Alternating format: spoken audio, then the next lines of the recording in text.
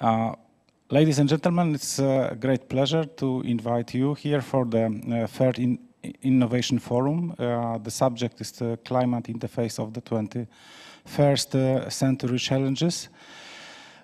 This is actually the third forum which we follow every month, and but this is the first forum held in English language, so we have an international speaker.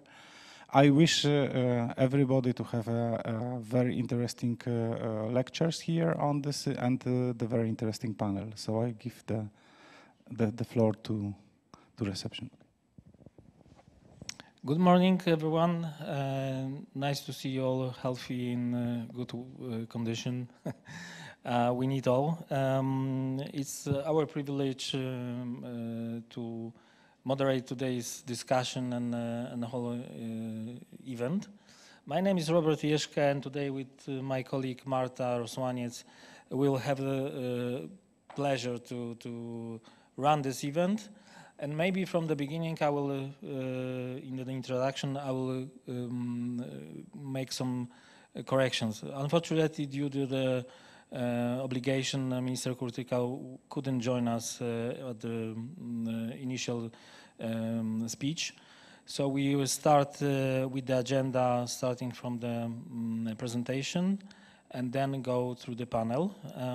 But having this in mind, at first I will have a pleasure to introduce all the our guests, our today guests, and starting with Mr. Adam Giburze-Czetwertyński, Undersecretary of State in the Ministry of Climate and Environment, Poland, who is not yet, because we started earlier, but will join us in the panel discussion. Then we have Mr. Jos Delbeke, professor at the European University Institute in Florence and the former Director General of the European Commission DG Climate Action. Welcome.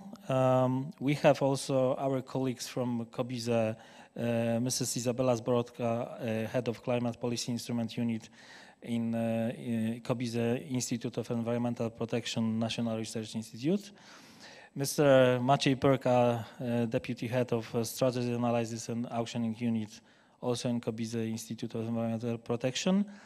Then we have our Mr. Ewa Krukowska, Brussels correspondent from Bloomberg News. Welcome. Mr. Andrei Marcu, founder of the executive director of the European Roundtable on Climate Change and Sustainable Transition, ERCEST, who everyone knows because they are very, very, let's say, active in the respect of climate policy. Mr. Tomasz Dąbrowski, director on the Polish Electricity Association, PKIE. Mr. Tobiasz Adamczewski, head of Renewable Unit in Forum Energy. Mr. Adam Berman, director at International Emission Trading Association, IETA. And Mrs. Bernadette Papp, senior market analyst in Vertis Environmental Finance. Please welcome. We're very happy that you could join us on today's discussion. I think it's just the beginning of the discussion on a very crucial issue that we have in this year and next coming. And I will give the floor to Marta, who will introduce the subject of today's discussion. Thank you. Good morning, everybody. My name is Marta Rosłaniec. I'm working with Robert in National Center for Emission Management, and it's really my pleasure and honor to be here to see you all. It's of course the pity that we cannot see people outside the screen. We cannot talk, drink coffee together, but hopefully in the near future we will manage to do that, and we'll do it all the time. And now I will just add a little bit administrative information to something that was already mentioned by Robert. We're supposed to start with a presentation by Mr. Michał Kurtyka, but unfortunately he's not here, so we will go straightly to the presentation by Maciej Pyrka and Izabela Zborowska. I think that they will show us good introduction to the discussion in the topic of revision of EU ETS directive and effort sharing regulation. After, there will be panel discussion. Robert has already introduced our panelists, distinguished panelists, and we are very happy to have you here. But we would like to ask audience also to be active, and there is a possibility to use Q&A session when you are logging via Zoom platform.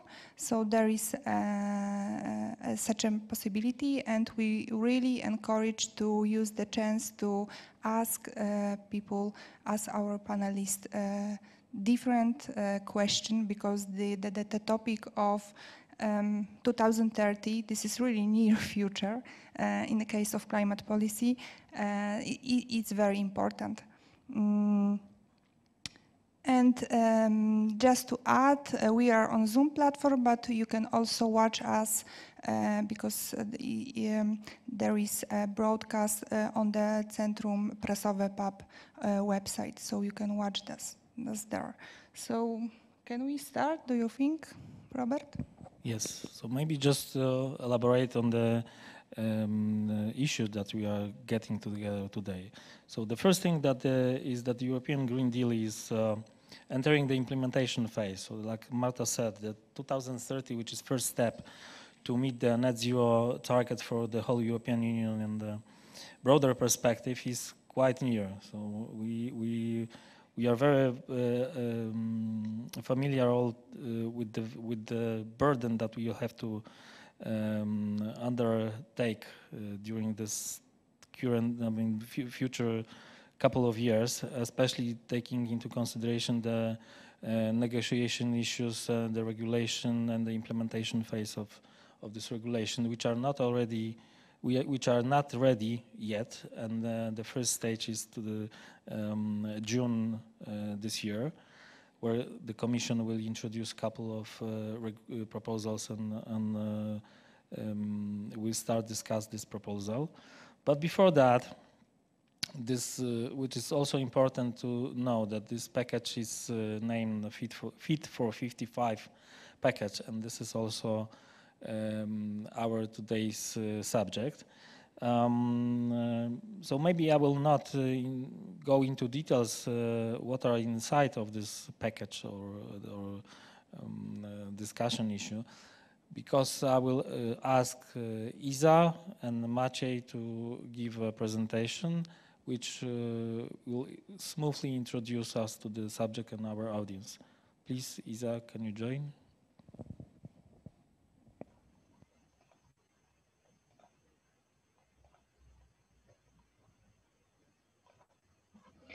Can you hear me?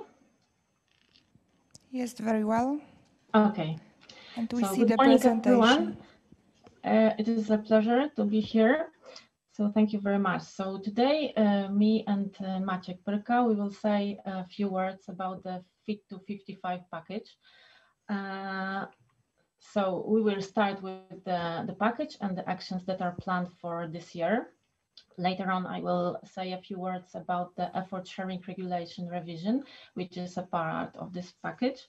And later on, Maciej will take an in-depth look into the EU ETS changes.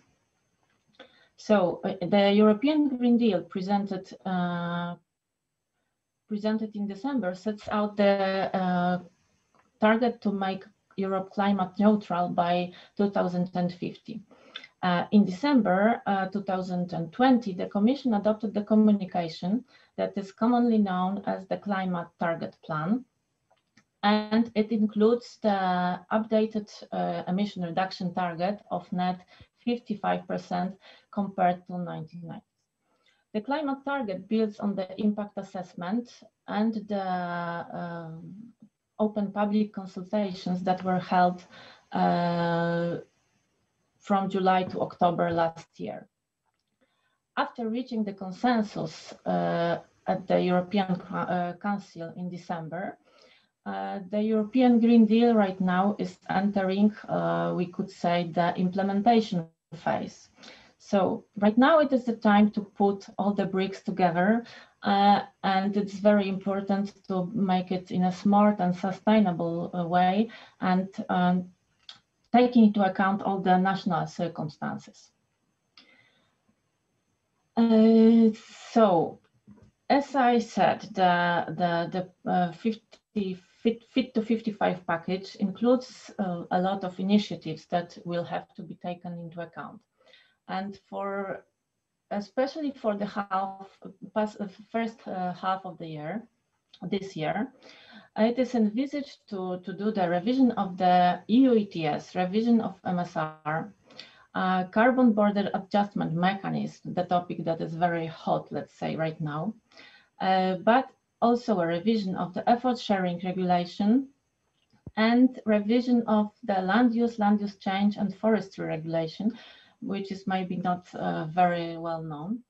And these are the topics that we will talk about today. But among that, there is a lot more.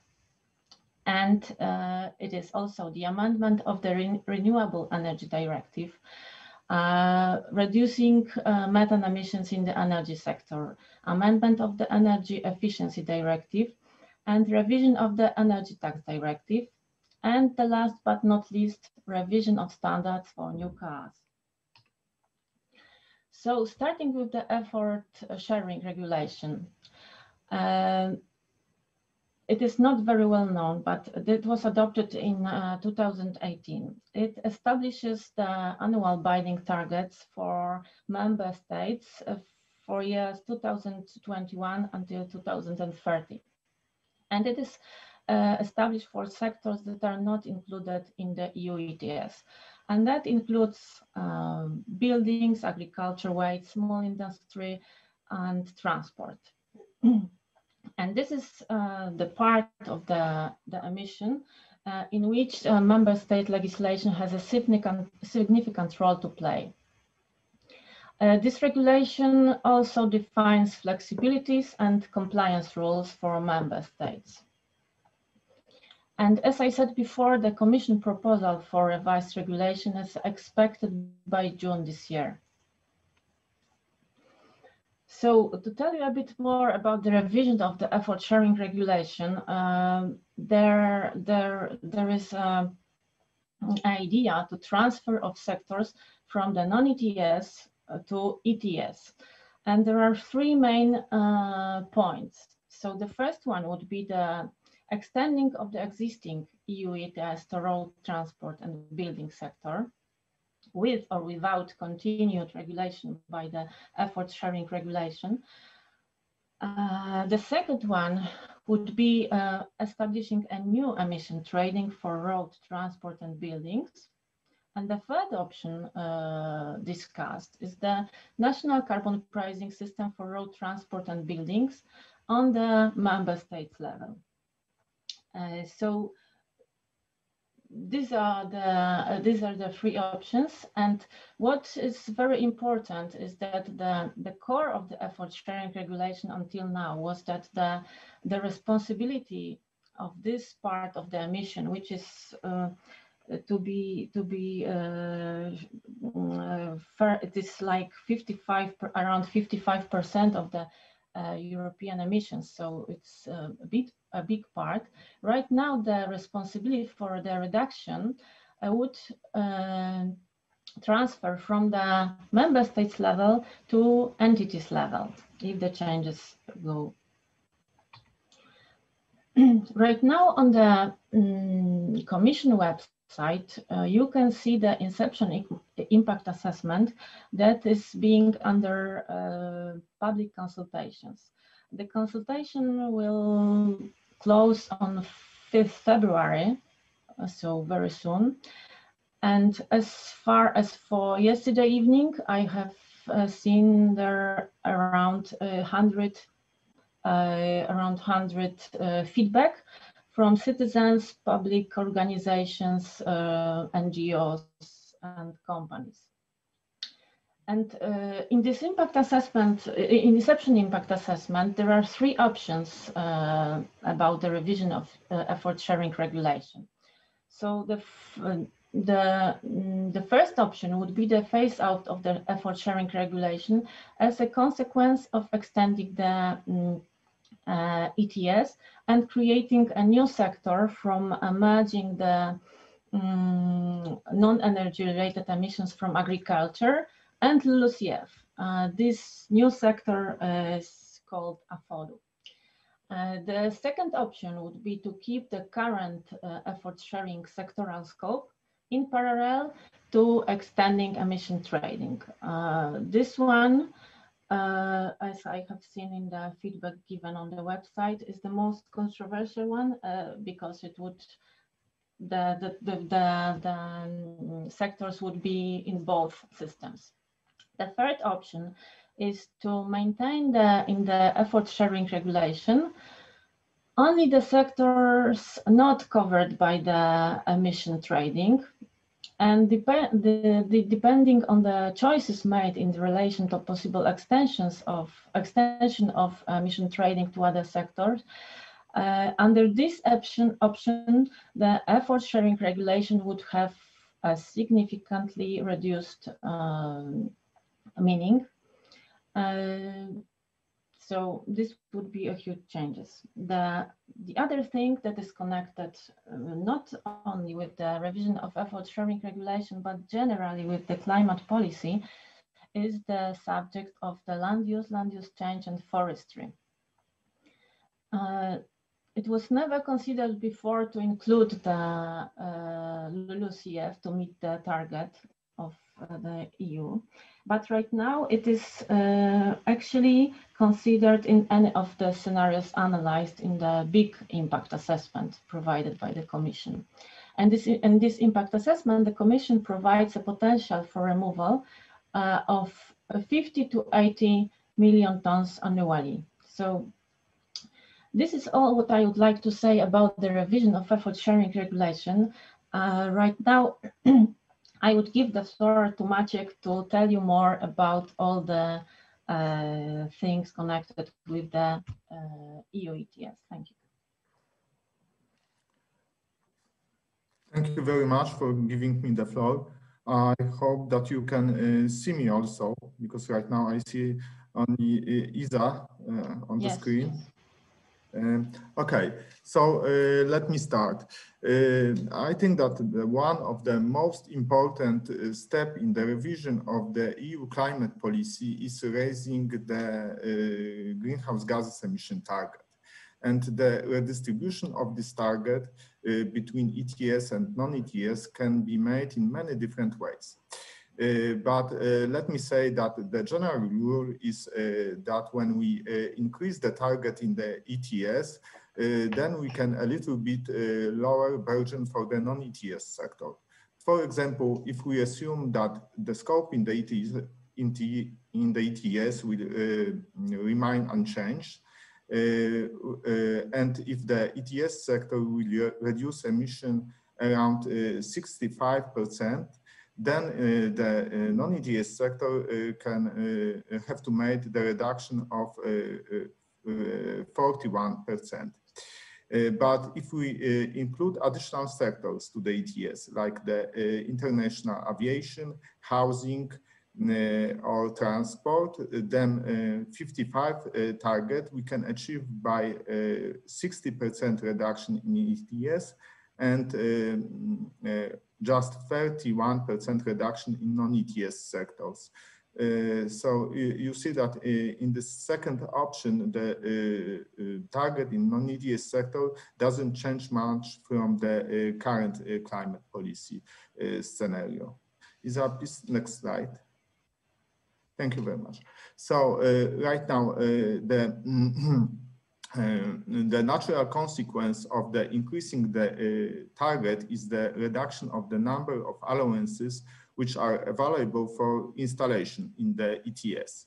And this total number of allowances is defined by the linear reduction factor, like we all know. In the current climate policy, according to the EU ETS directive, we have a linear reduction factor in the period 2021-2030 equal to 2.2%.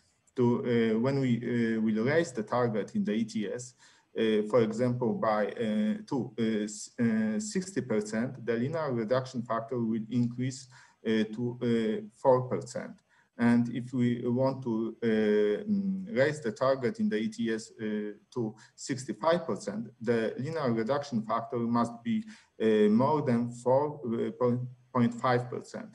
What is important, I think, from this graph, that there is a huge difference in 2030 between in the total amount of allocation in the ETS between the current scenario and the scenarios with the higher targets. Is the next slide, please? Okay, so now the most important in 2021 will be probably revision of the Market Stability Reserve. Market Stability Reserve is in operation from 2019. Just to remind, the Market Stability Reserve was created to reduce the surplus of allowances in the market, in the EU ETS. The part of when the amount of allowances in circulation is higher than the upper threshold, then the part of the allowances from auction is transferred to Market Stability Reserve. We think that until 2021, at the end of 2021, probably around 2 billion of allowances will be including in Market Stability Reserve. Of course, taking into account also the allowances from backloading. What may change in the Market Stability Reserve after the revision? So we think that probably the threshold, the upper threshold could be lowered and adjust to the current energy and industry demand, just to hedging needs. And what else?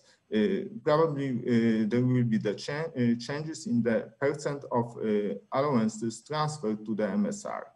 Right now, Commission doesn't propose any options, but we think that, for example, the intake rate maybe will stay constant in the entire period of 2021-2030. The last what I want to say here is that maybe the allowances cancellation of allowances from 2021 in the Market Stability Reserve will be limited. It's because the allowances in the reserve could be used as a buffer in the case of unexpected price peak. Right now, I want to say a few words about the border tax. If you may go ahead with the slides. Okay, so this is the most important. I think this is the most important policy in our package: carbon border tax adjustment. Probably the Commission will publish the proposition of the directive about the carbon border adjustment mechanism in the second quarter of 2021. Right now, I think that they are working on the impact assessment for this policy instrument.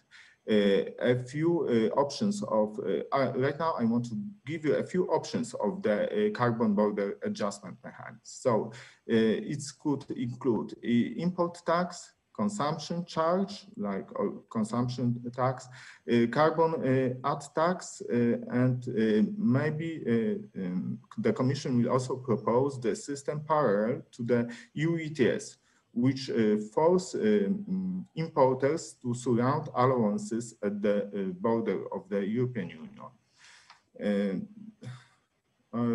Now, please, next slide, Isa. In in the Center of Climate and Energy Analysis, we prepare the report about the implementation of the border tax adjustment and the effect of this implementation. So the report includes several sectors into the new tax. This was energy intensive and emission intensive sectors like oil production, chemical production, non-metallic minerals, paper industry, iron and steel, and non-ferrous metals. We also take for consideration two options or two scenarios. One was GHG 55, so we implement a high reduction target in the ETS sectors, and also we take for consideration in this scenario measures to prevent carbon leakage, which are actually existing in the ETS right now, so the free allocation. And the second, our policy scenario, BTA, assume implementation of the greenhouse of border tax in the European Union. The main effects. So the economics effects are after implementation of the border tax, the price of imports increase, and also the price of production in the European Union. We saw also increase in production in the sectors which were covered by the tax, but the rest of the economy in the European Union a little bit slowed down. What is also important that the macroeconomic impact wasn't significant. Like the GDP almost doesn't change. We saw also a little bit increase in the household consumption, but mostly due to improvement of terms of trade. What was also important from our analysis that the new tax has a positive climate impact. Okay, so this is the last our slide. At the end of this presentation, I would like to point out that there's a lot of work ahead to implement the EU climate policy to 2030. And like Isa mentioned, there are also a few policies which we didn't take to didn't describe in our presentation, but it's worth to mention that we will have to also look at the financial support for the European Union countries, and we'll have also a huge package of the energy policy instrument, like renewable energy sources and improvement of energy efficiency. So I think that this is most of what I want to say, and thank you very much for your attention. Thank you, Isa. Thank you, Maciej. We are a little bit up front of the schedule, so I think there is a room for questions to the presentation, both from panelists or our viewers. So maybe someone wants to raise some questions or clarification to the presentation. Please take ahead. If not, we can go straight to the panel.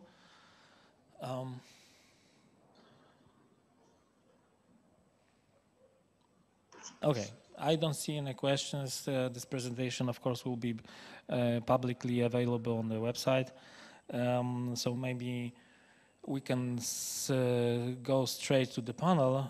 At the moment, we are ahead of the timing. So our Minister Adam Giburze-Czetwertyński, who would be our first guest in the panel and the first speaker in the panel, is not at the moment with us. So we will try to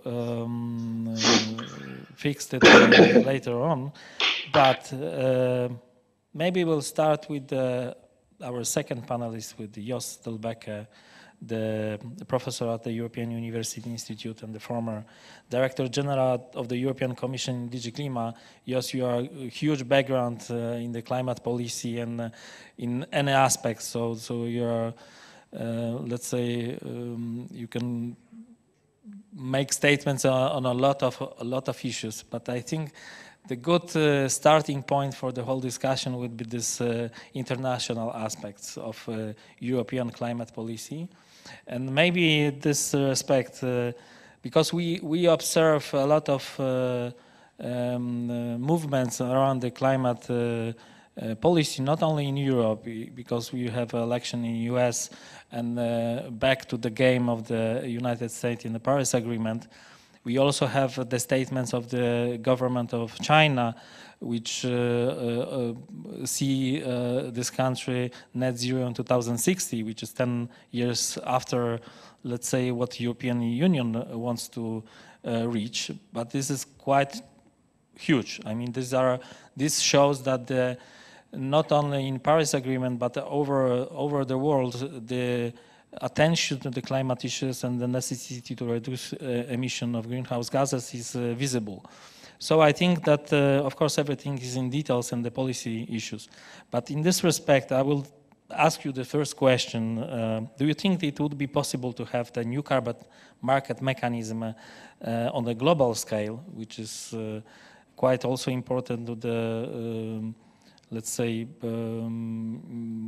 fast reduction pathway? And do you think that the current EU reform, which are we are in the middle of, can influence this process? So in other way, is this European Union leadership in climate leadership is still ongoing, and how you perceive that? Okay, well, thank you, Robert, and congratulations for the organization of this important discussion by the Forum. And also, I welcome very much the study that COBISE has been making on the carbon border adjustment mechanism. I think these are very important contributions to the debate that is currently ongoing, and to which, you know, not much precise information is available. So, you know, I was an insider in the European Commission. I'm no longer an insider. So take my comments as the comments of a well-informed outsider. And on the precise questions that were put up, I have no precise replies to give you. But as you mentioned, Robert, my first comment would be is that what is happening in the world is absolutely important. And Europe, who was the first to go for climate neutrality, has been followed by China, even if it is 10 years later, given the whole debate on common but differentiated, etc. It's not too bad that they are only, by way of speaking, 10 years later than the rest of the world. Now, we heard what the United States is intending, also climate neutrality. There are states like Japan, like South Africa, many others, Korea, who have been declaring also carbon neutrality by 2050. And I'm sure that more will come in the run-up to the COP26. And so the pressure is increasing. And I think we are not far off to put in a confident manner that I think we can say that a third of, three-quarters of the emissions in the world are currently covered by this climate neutral ambition by 2050. And that's a very important element, I think, for the discussion. Now, that all brings down, as you rightly were indicating, what is going to happen in the immediate future, because 2050 is a long way off. And what are the policies that are going to be developed in the perspective of, say, 2025 and 2030? And that's very much where the European debate is. But as a professor now at the European University Institute in Florence, I'm deeply involved in training that I'm giving to emerging economies. So we are deeply involved in the debates going on in India, in China, in South Africa, in Mexico, Saudi Arabia, the Gulf, etc. And I think that the pressure that is now becoming clearer on climate neutrality is really reaching also those countries around which we are talking a little bit less compared to the headlines, the United States and China. But I think there is good news for the climate coming, and there is pressure to reinforce policies or to develop policies in the perspective of 2030.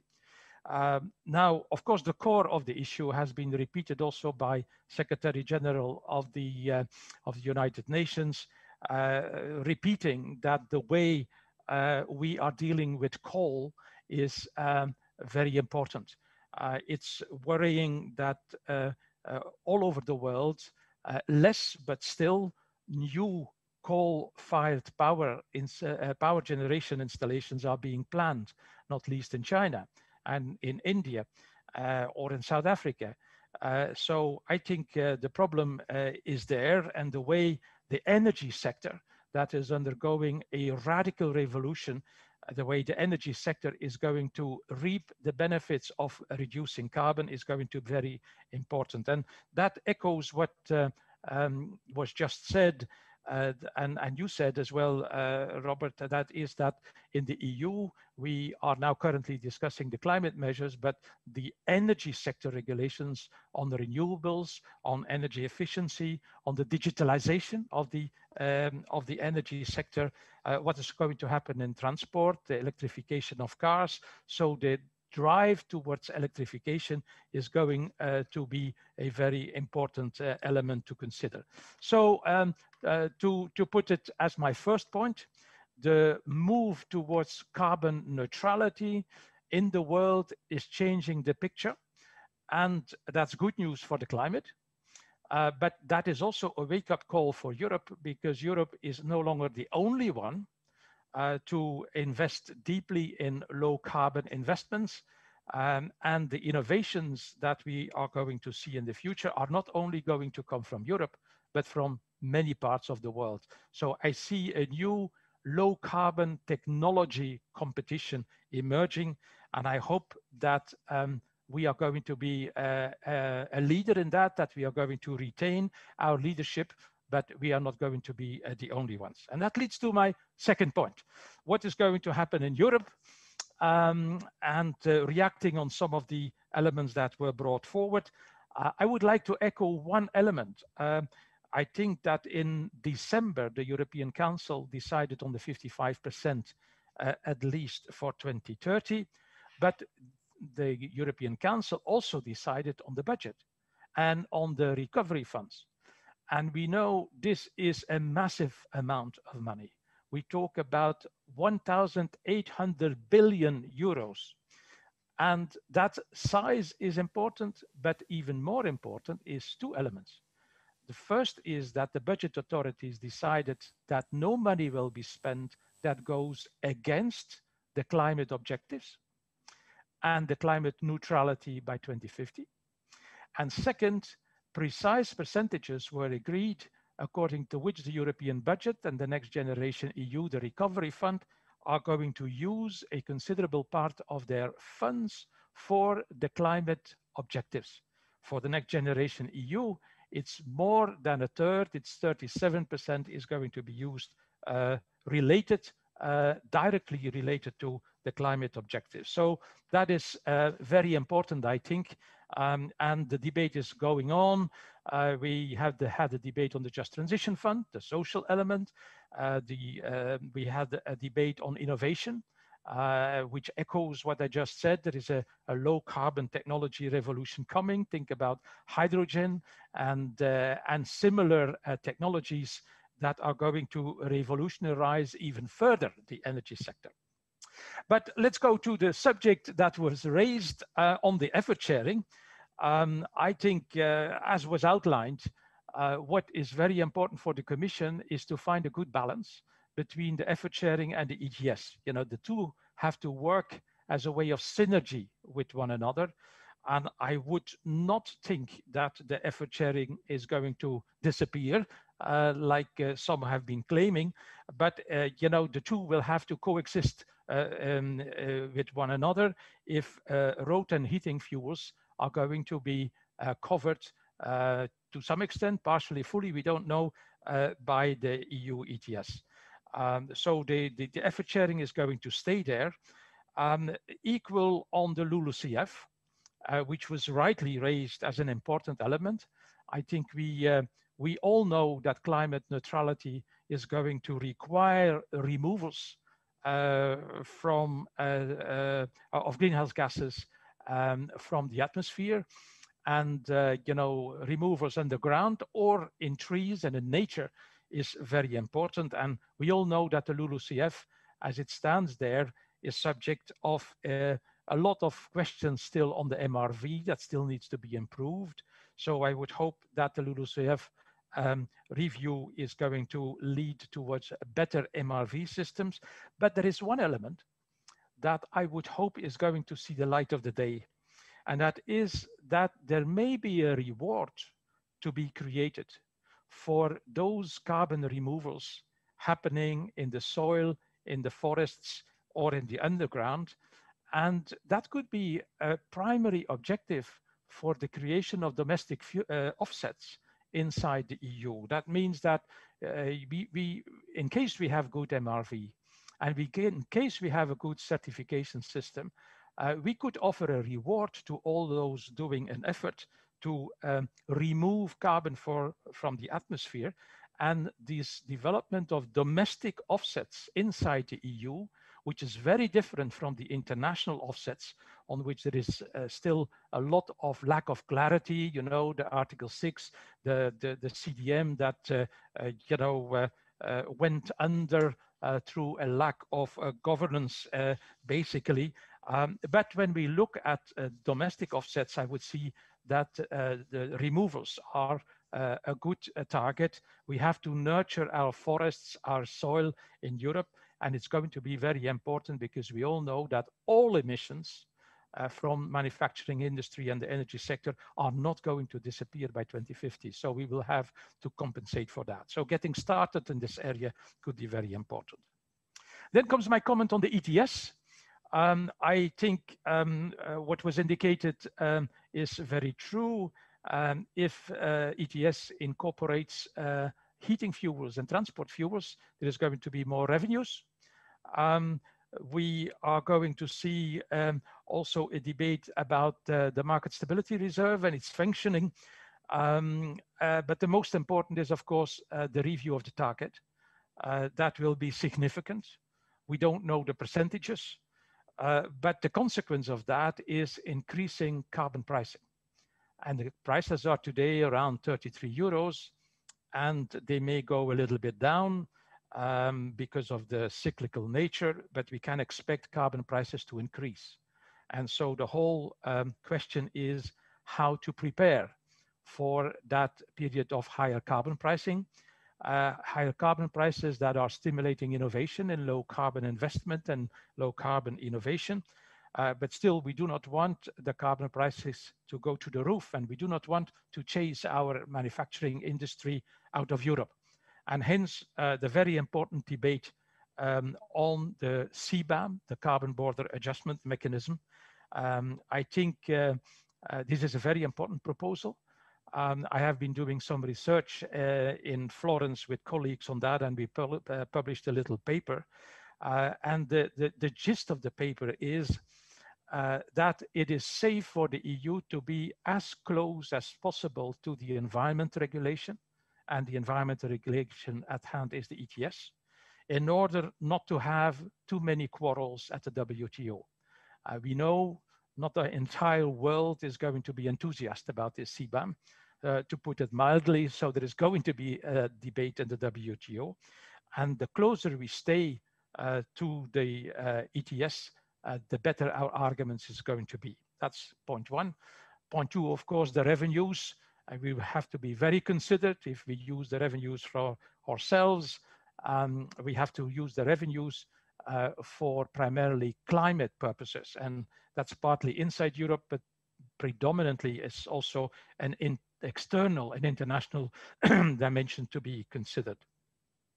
Now, of course, the basic thing is to prevent carbon leakage, but the essence of carbon leakage is to make sure that other countries in the world are becoming as ambitious as we in Europe.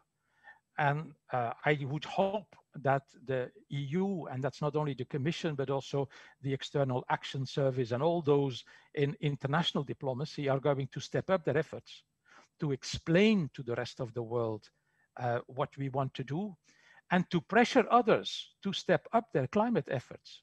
That's the essence. And so the move we see to climate neutrality objectives and targets by 2050 is very useful. But in the short term, what is going to happen is equally important. And so I would distinguish three sorts of international partners the EU should work on. The first is those with carbon markets. They are going to claim or we are comparable or almost comparable, and those with carbon markets may want to review one or the other element to make it as stringent as the ETS in the EU. And I'm thinking about, you know, where there are very different systems, but who has carbon markets? New Zealand, Canada, China, Mexico, Colombia, Korea, in a few, in the not too distant future, Indonesia. Other countries are joining the club of carbon market countries. So there is a lot of them, and they are going to say, hang on, we are also having a carbon market. Is it comparable, not comparable, etc. So those countries need to be targeted. The second ones that need to be targeted are our neighboring countries, because our neighboring countries are exporting most to the EU. Think about many countries in the Balkans or in the Baltics, you know, exporting electricity, for example, to the EU, or cement. Think about Turkey. Think about, think about countries like Ukraine or others. I mean, take our entire border, Morocco, for example, who is exporting electricity to the EU. Turkey exports a lot of cement to the EU. So the neighboring countries are very important, should be, in my view, a very important target to open discussions with, because it is there where most of this exports towards the EU in carbon intensive sectors happens. And the third category of sectors, of countries, to which our external activities could be targeted are those without an ETS. I'm thinking about Russia, thinking about India, thinking about countries like South Africa or Brazil, or, you know, what are they intending to do? Are they going for an ETS? Are they going to have similar measures? How are they going to step up their climate efforts? And in particular for major trading partners, such as Russia, it matters a lot to hear from the Russians, for example, what they are going to do. I haven't mentioned the United States yet, because it's early days. It's for sure they are going to be on board on climate action, on the objective of climate neutrality by 2050. So the new president declared. But of course, in terms of real measures, you know, we still have to wait and see and assess where the US is going to come. So in short, the CBAM should be more of an international diplomatic effort to our trading partners in view of stepping up their climate efforts. And the key targets are the neighboring countries, the countries with ETS systems, and then have and start a debate of the countries without significant climate policy and without ETSs. And then if we have more countries having gone for an ETS, we can start thinking about linkage. Linkage, however, I think is going to be a long-term strategy. We could partially or fully linking. It may be easier, as we did with Switzerland, to link up. I hope we will link up with the United Kingdom, who is now outside the UK, outside the EU, and there are constructive voices to link up with the EU. That would be extremely welcome. We could also have a partial linking, for example, with countries that are already very close to what we are doing in the EU, such as New Zealand or other partners. So linkage may be in the cards, but massive linking will take a little bit of time. A final comment, my third and final comment. So my first was the international, my second was the EU. My third comment is on the voluntary markets. We just had the report of Mr. Carney. I haven't gone through all the details yet. It's a comprehensive report. It's extremely useful. But voluntary markets, offsets, international offsets. Is there a future, not a future? I'm not going to pronounce myself on that. But what is key for the voluntary market / the international offsets to take off is a good system of governance. I think where it went wrong with the CDM, let's face it, when it went wrong with a lot of voluntary initiatives is that the governance is particularly weak.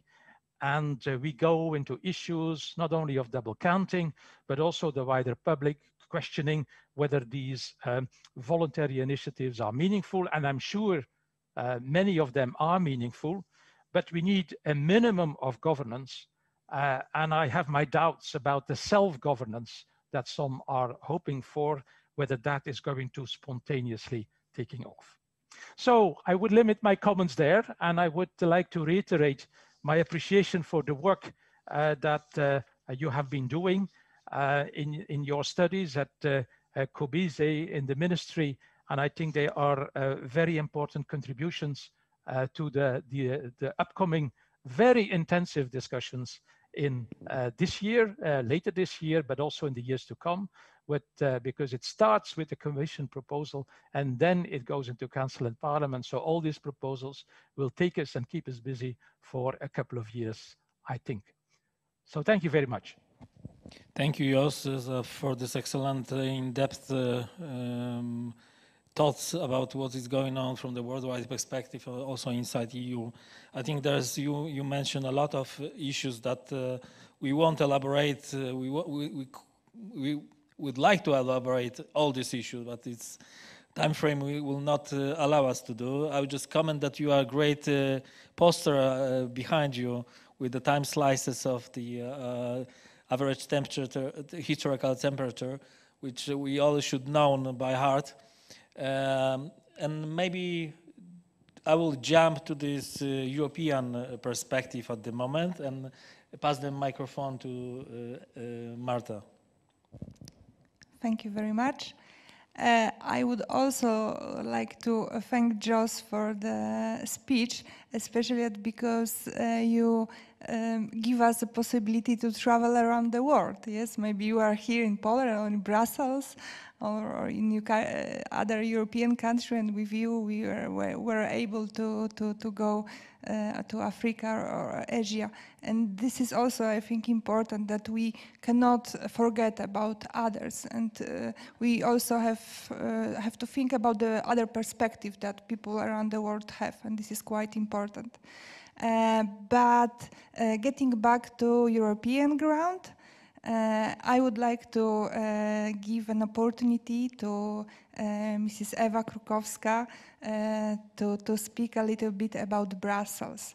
We were trying to connect with Ewa several times, but because of the staff time, it wasn't possible. But now, at least, and at the end, we managed. And to give the background, we know we've got this European Green Deal on the table.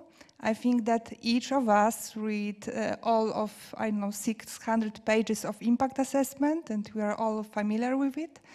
And now we will have those few months that will be very intensive. And I would be very grateful, Ewa, if you could explain us more about the details of this discussion about moods, about European Parliament, Council, and so on. Ewa, please give us some insights. Sure. Hello, and thank you very much for having me here. Before we start talking about the European Commission and the EU as such, let's stay in Jos's room for a moment, because if I'm not mistaken, the poster on his door is the cover of a book that he wrote with Peter Wyss, and I really recommend it to everyone. It's a great thing to read about how the EU ETS was created and what the European climate policy means for the future. And now back to the broader picture, I think that basically this year will probably be the greenest regulatory period in Brussels to date. The Green Deal is at the heart of the political debate in the EU at every level, be it heads of government in the European Council, or ministers in the Council of the EU, or members of the European Parliament. Not to mention, of course, the European Commission, which is drafting and revising dozens of regulations that will implement the ambitious goals of the Green Deal. Green is also the buzzword of the year in the Brussels bubble of NGOs, business associations, and think tanks.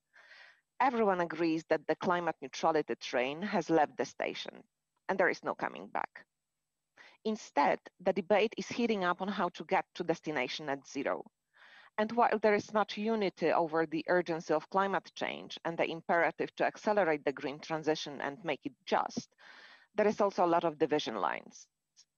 On the one hand, this reflects the nature of the EU. It is a union of countries with different energy mixes, industrial strength, and wealth levels. On the other hand, it underscores the challenge that both national governments and businesses are facing to reach the common goal of Europe becoming the world's first climate neutral continent. The first stage of translating the Green Deal political pledges into reality has already started.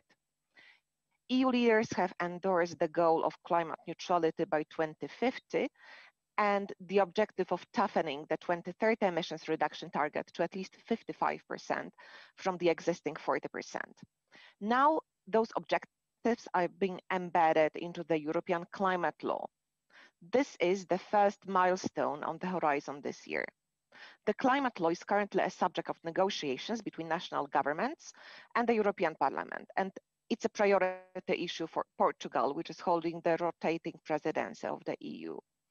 As far as I know, an agreement is expected within the next several weeks. And once approved, the climate law will become the legal foundation of the Green Deal, and it will pave the way for a torrent of sectoral regulations. The Commission is already busy consulting and assessing the impacts of various scenarios for future reforms in areas from the EU emissions trading to a carbon border adjustment mechanism that Jos mentioned. Business associations and NGOs are actively involved in the process, seeking to influence the political debate and future regulations. The next big green moment will come in June, when the Commission unveils the so-called Fit for 55 package. It will include proposals on the revision of the EU ETS, sharing the burden of emission cuts in sectors outside the carbon market, which is known as the effort sharing regulation that Isabella has already mentioned, renewable energy, energy efficiency, energy taxation, and performance standards. There are numerous questions that companies, analysts, and environmental organizations are asking about the package. One of them is whether the new climate and energy policy design will address some of the shortcomings of the current setup, where overlapping renewable energy and energy efficiency measures were undermining the EU ETS. Another one is about the scope of the revised ETS. While the inclusion of shipping is widely expected, will the ETS also expand into business and road transport? What about aligning the pace of emission reductions with the new target? Will the Commission propose a higher linear reduction factor, rebasing, a stronger market stability reserve, or a combination of measures? Bloomberg-NEF, Bloomberg's research arm, estimates that the strictest combination of measures under consideration could more than double emission prices to as much as 80 euros by mid-2030s. That is quite unlikely to happen, though, for a variety of reasons. And the best case scenario that Bloomberg predicts is that prices will stay below 50 euros until about 2030. Emitters are also watching out for signals on how the Commission plans to approach the issue of free allowances and carbon leakage, where businesses move to jurisdictions with lower pollution costs. The latter is going to be addressed through the carbon border adjustment mechanism, which will also be a part of the regulatory package in June.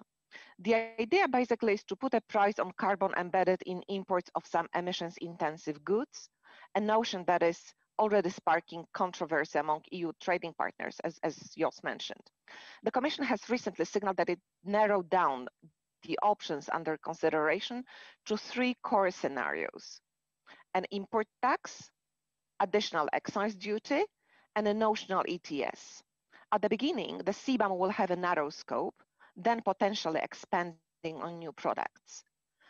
Member states are keen to use its revenue to finance the EU budget and the recovery package, but it's not yet clear how far the Union will be ready to go given the growing diplomatic unease. A number of think tanks and leading researchers have already made recommendations on how a border mechanism could be constructed, how to ensure its compatibility with WTO rules, and what form the likely link to the ETS could take. And I think that Andrei will probably say a couple of words on that, because I know that he worked on that as well. But in the end, it will be a political decision to a large extent, requiring a lot of diplomatic effort and take into account emission reductions by other countries. In the paper that Jos mentioned that he wrote with Peter Wyss, there is a line that I like a lot. CBAM is no more a silver bullet than other policy instruments. If the debate leads to a more ambitious implementation of climate policies globally, the best CBAM may well be the one that is never used. And after all the regulations that are foreseen for the Fit for 55 package have been put forward in June, we will know more about the route to reaching the new climate targets, but the work to implement the Green Deal will be far from being done. The draft regulation will be subject to approval by member states and by the European Parliament. That means long and complicated negotiations about the final shape of the legislation. Such talks often take more than a year, sometimes 2.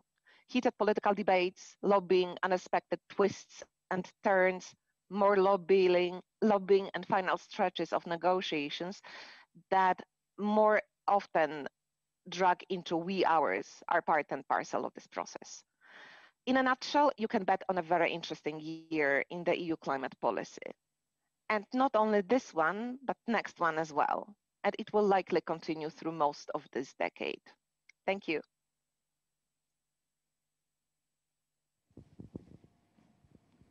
Thank you very much, Eva, for all the information that you give us.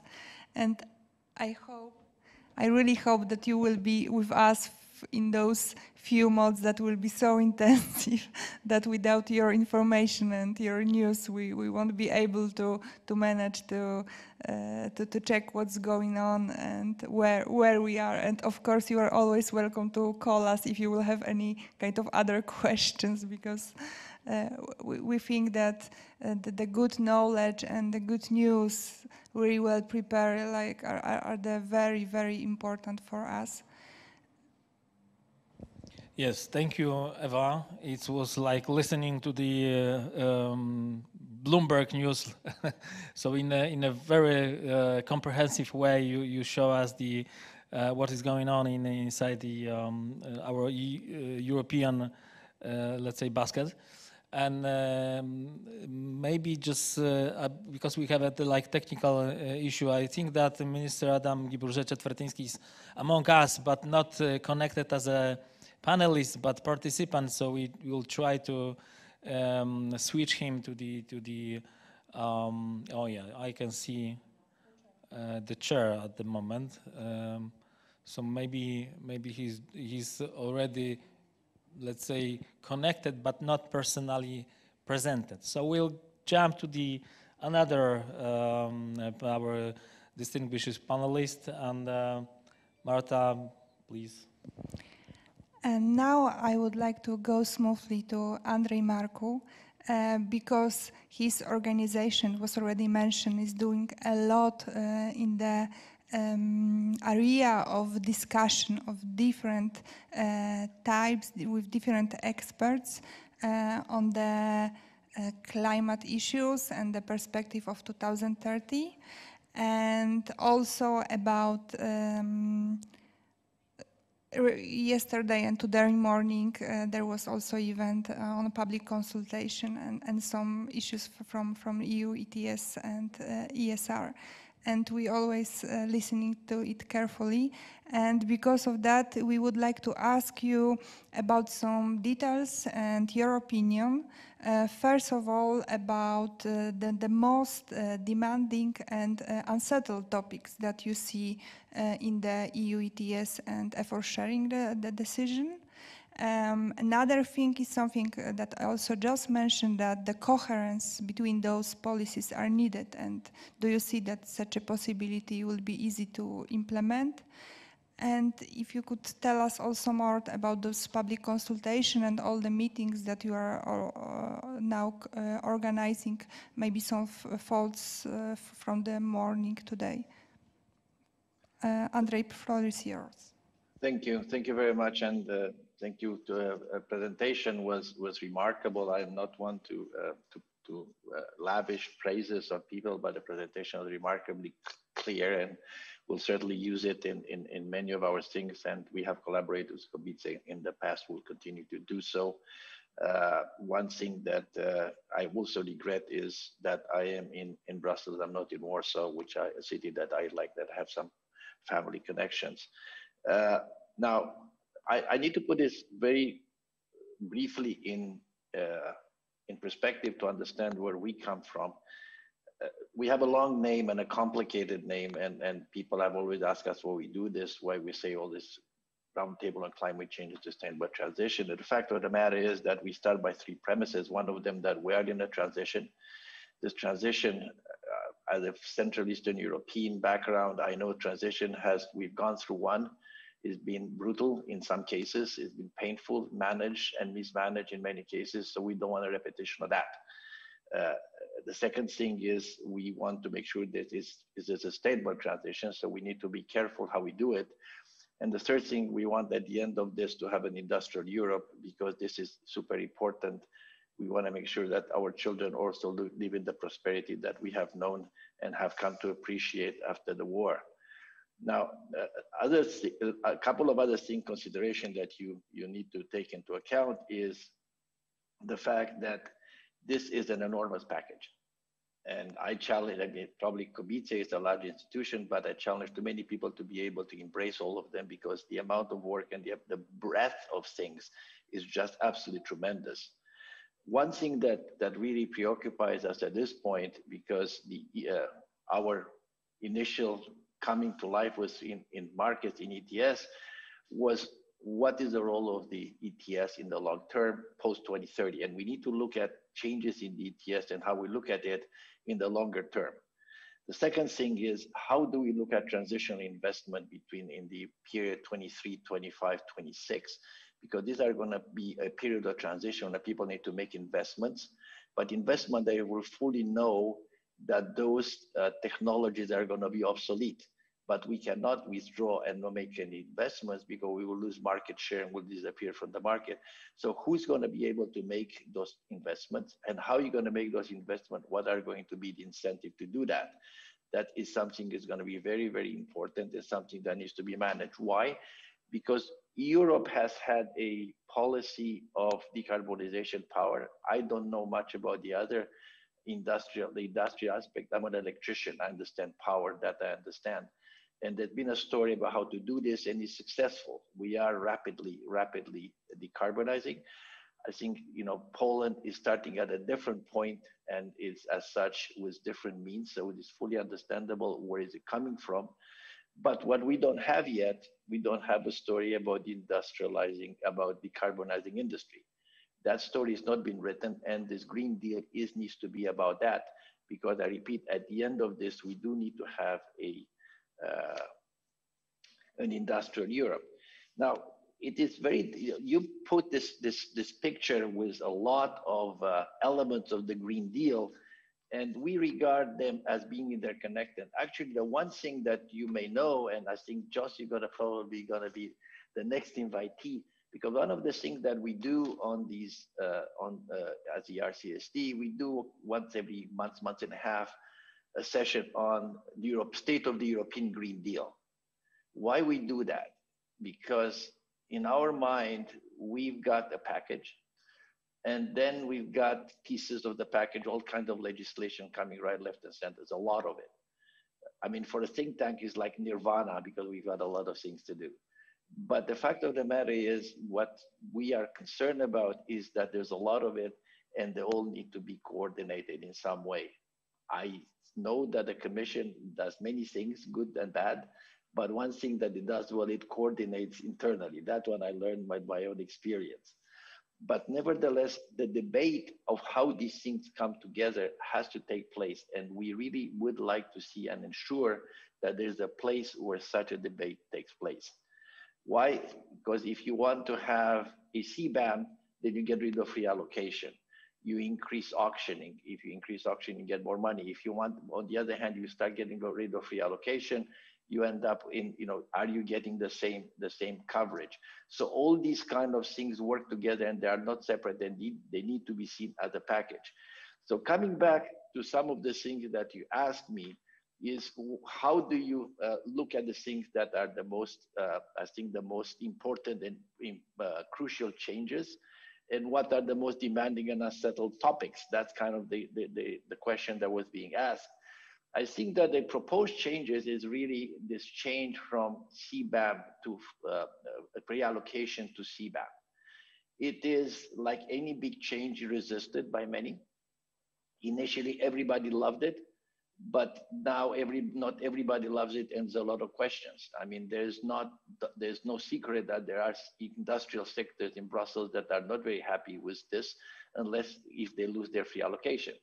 If you look also at many of the industrial sector in Germany are not necessarily very supportive of the CBAM. So that change is a very big proposed change. The extension of sectors is another issue that is extremely important. The understanding of what are you going to introduce? Are you going to stay with the ETS that you have now? Are you going to introduce, are you going to change the ETS to new sectors? The percentages that were shown us are quite important. And I think that is going to also impact who pays the bill. When I was CEO of AIRA, I had a board member from Vale de Rio Doce, the Brazilian concern, that said that God's 11th commandment is who pays the bill. Invariably, somebody pays the bill. And in this case, I think that once you start expanding this, is it going to fall more on consumers directly, or going to fall more on industry? We know very well that the Energiewende in Germany has been done largely on the back of the German consumers. Industry has not paid that much. And I'm not the one that would say that's a bad idea.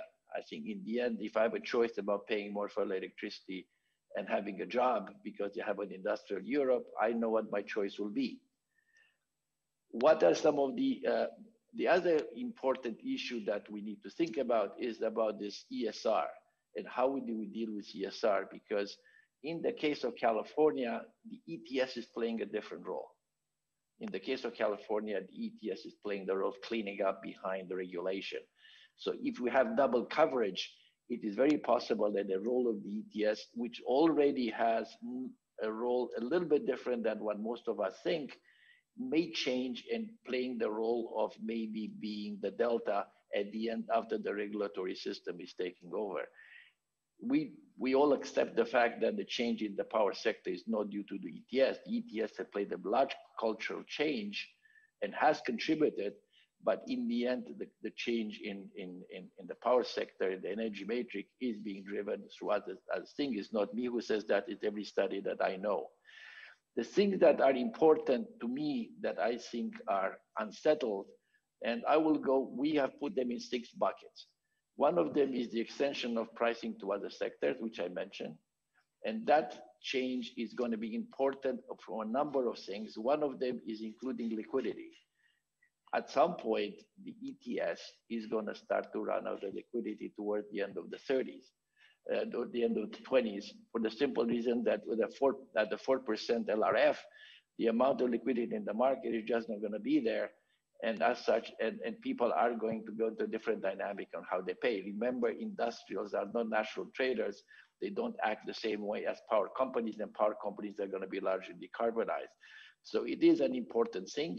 And how do you how do you articulate the ETS with the ETD and the border carbon adjustment? This is a question that we will try to address it, but it's something that's important. The second thing is policy overlap and demand supply balance. And this is where the MSR is a crucial point. I will deviate from orthodoxy here, and I believe that the MSR was put in place and sold as a way of rectifying a problem in the design of the ETS. So what we had in the ETS was a flexibility on the demand side, because the demand of the ETS has gone down and up depending on the economic activity, while the supply was inflexible. The supply was on the auctioning schedule and on the free allocation, which is based on historical volumes of production. Now, what we did backloading, and then we did MSR in order to introduce on the side of auctioning flexibility. So this is what the role of the MSR that we do. The objectives were to eliminate the supply, the historical supply, and ensure that we continue to stay within the broad range between the upper and the lower limit of the MSR. Now, what the MSR was not built to do and was never meant to do was to modify the cap. And having an automatic, in our mind, having an automatic cancellation, I don't care what people call it, it is a cancellation. Having an automatic cancellation every year does affect the cap. I would argue that there are too many moving parts right now in the MSR. And what we need to consider is two options. One option is that either we have dynamic parameters in the absorption rate and in the thresholds, or that we have a more frequent set of reviews, which will require, which is something probably Poland will not like very much, will require a different level of governance, because you cannot have a trialogue every 2 years. But the reality is that the things in the MSR, what's getting accumulated in MSR, there's no justification in our mind to cancel everything, because the origin of this reduction is very different. Some of it comes from overlap of policies, from impacts of economic recessions, but some of it is the result simply of people having done things. Mitigation actions, changes in the energy matrix, introduction of new technologies, and that is a surplus that should not be eliminated because it is a part of the deal. Now, the story of industry is another thing, and this is where I think that it's extremely important that the ETS works with other instruments in creating a market for low carbon products. That is the ultimate nirvana and the ultimate way of actually addressing this thing, because yes, we can produce low carbon cement, low carbon steel, low carbon aluminum, but nobody buys it. So unless you have a market for low carbon products, that is going to be very difficult. This is where things such as contract for difference will play a very important role. CBAM, we have, I think that's been spoken about. I will not go into details. We have done an enormous amount of work. Many of you maybe have listened, have read the papers. We are producing a second round of work. But in the end, what we'll agree with Josh, usually we do, is that it is not a silver bullet. The CBAM is not there is no silver bullet. It is a great idea, but the more you look into it, the more complex it is. Do you include exports or not include exports? What do you do with the revenue? How do you evaluate the level of effort in other countries? Now, this has been tried. It's kind of one of those esoteric sciences that nobody quite cracked. How you, unless you have a clear carbon price, how you go into the People's Republic in China and start, or in Thailand or whatever it is, and try to evaluate that. The flexibility is another thing. This is where Josh and I part a little bit, because we think that it's important to examine flexibility for this transition period. It is important. We're all going to zero. We know that. But the flexibility in both domestic and international has to be considered in some way. We have an Article 24A domestic offset that has never been activated. I think it's something that we should look again into it. I spent enough time on Article 6 of the Paris Agreement, God knows, and I still have hopes, but I think that it is something that will lead to international cooperation that is badly needed. And finally, the division and use of revenues is something very important. I think that in the area of funds, that had been a lot of discussion. Polish government has a non-paper on that. On the issue of distribution impact, these are very important things. In our way, looking at increasing the modernization fund is an option. Looking at the formula of how to change things in the modernization fund, there are all kinds of things. And again, we will be putting out something related to that within the next few days. But these are things that need to be considered. So the question that you have at the end, you need to ask yourself, are you going to go into a ETS and do an evolution? Is this an evolutionary change? Or because we're in the middle of a revolution, and I think that we don't understand right now what this new world looks like. I think that notionally we all talk about it, but we can't imagine the life in the year 2035. So because we are in a revolution, does it require more revolutionary changes and an acceptance of the fact that the governance, like the MSR, it may need to be revisited. I will stop here. I think we can talk about this forever, but I think that the state secretary is waiting, and I don't like to make state secretaries wait. Thank you. Thank you very much, Andrzej. And your speech are very, very broad, and we very lucky that we can hear that. And I think that many of us could be jealous because you're in a position where you can really express your own opinion, and this is very, very welcome. And of course, I will give the floor to Robert and to the minister. Yes, thank you. Thank you, Andrzej. You also mentioned a lot of technicality, which is we were lacking until now. I mean, we are trying to get to the subject here from the top to the bottom, and I think we managed at the moment. But you raised a good point that the Polish situation and the Polish specificity is well known, and whether we like it or not, the unique situation in of Poland in this respect is obvious. So it's a question how we all manage to work in the EU in the target that we are raising until 2030 and within all the Green Deal, and how we manage to be, let's say, in a situation where no one is left behind, as Ms. Commissioner stated several times. Please welcome Mr. Adam Giburze-Czetwertyński, Undersecretary of State in the Polish Ministry of Climate and Environment. We are very happy you could join us in these busy times. Maybe just to introduce and we will, at this stage, we'll go a little bit into the Polish perspective, because Mr. Czetwertyński will give us a Polish point, the Polish governmental perspective, and then Mr. Dąbrowski will introduce us to the sector, energy sector issues. So the Polish government highlighted on many occasions the specificity of Poland and the difference in starting points for Poland in relation to GHG emissions, and the different road to achieve this target and more demanding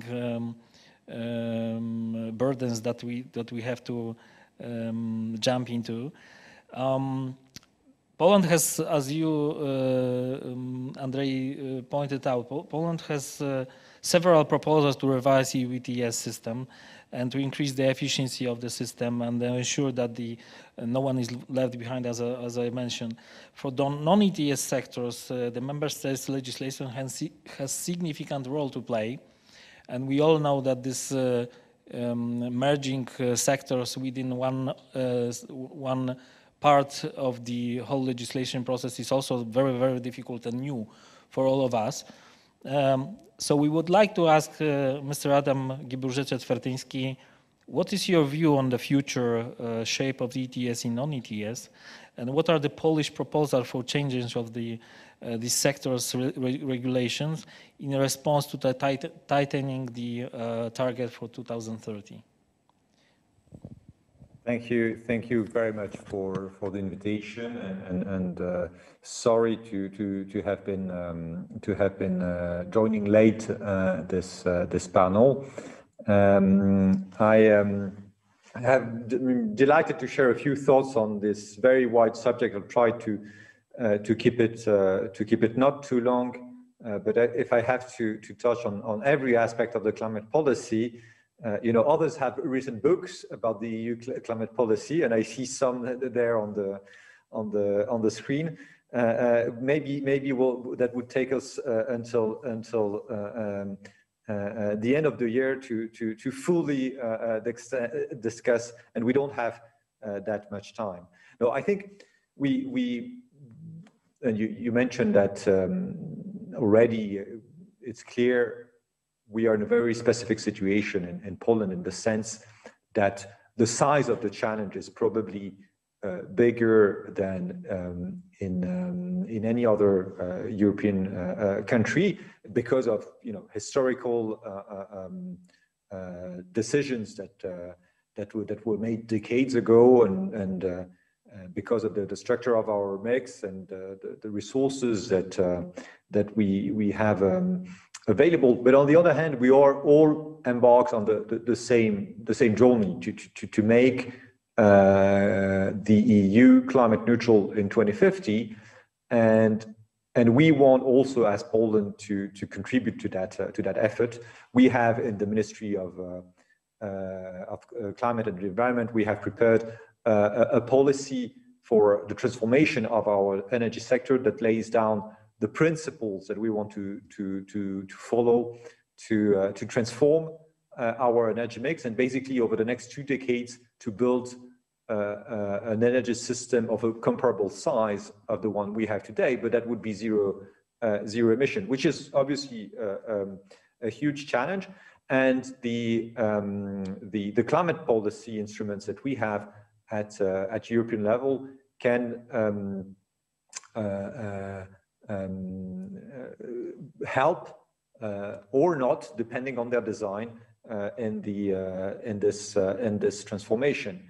And I think, you know, some of those specific challenges were already mentioned, and you referred also to the non-paper we have presented last year on the reform of the ETS, and how we saw we could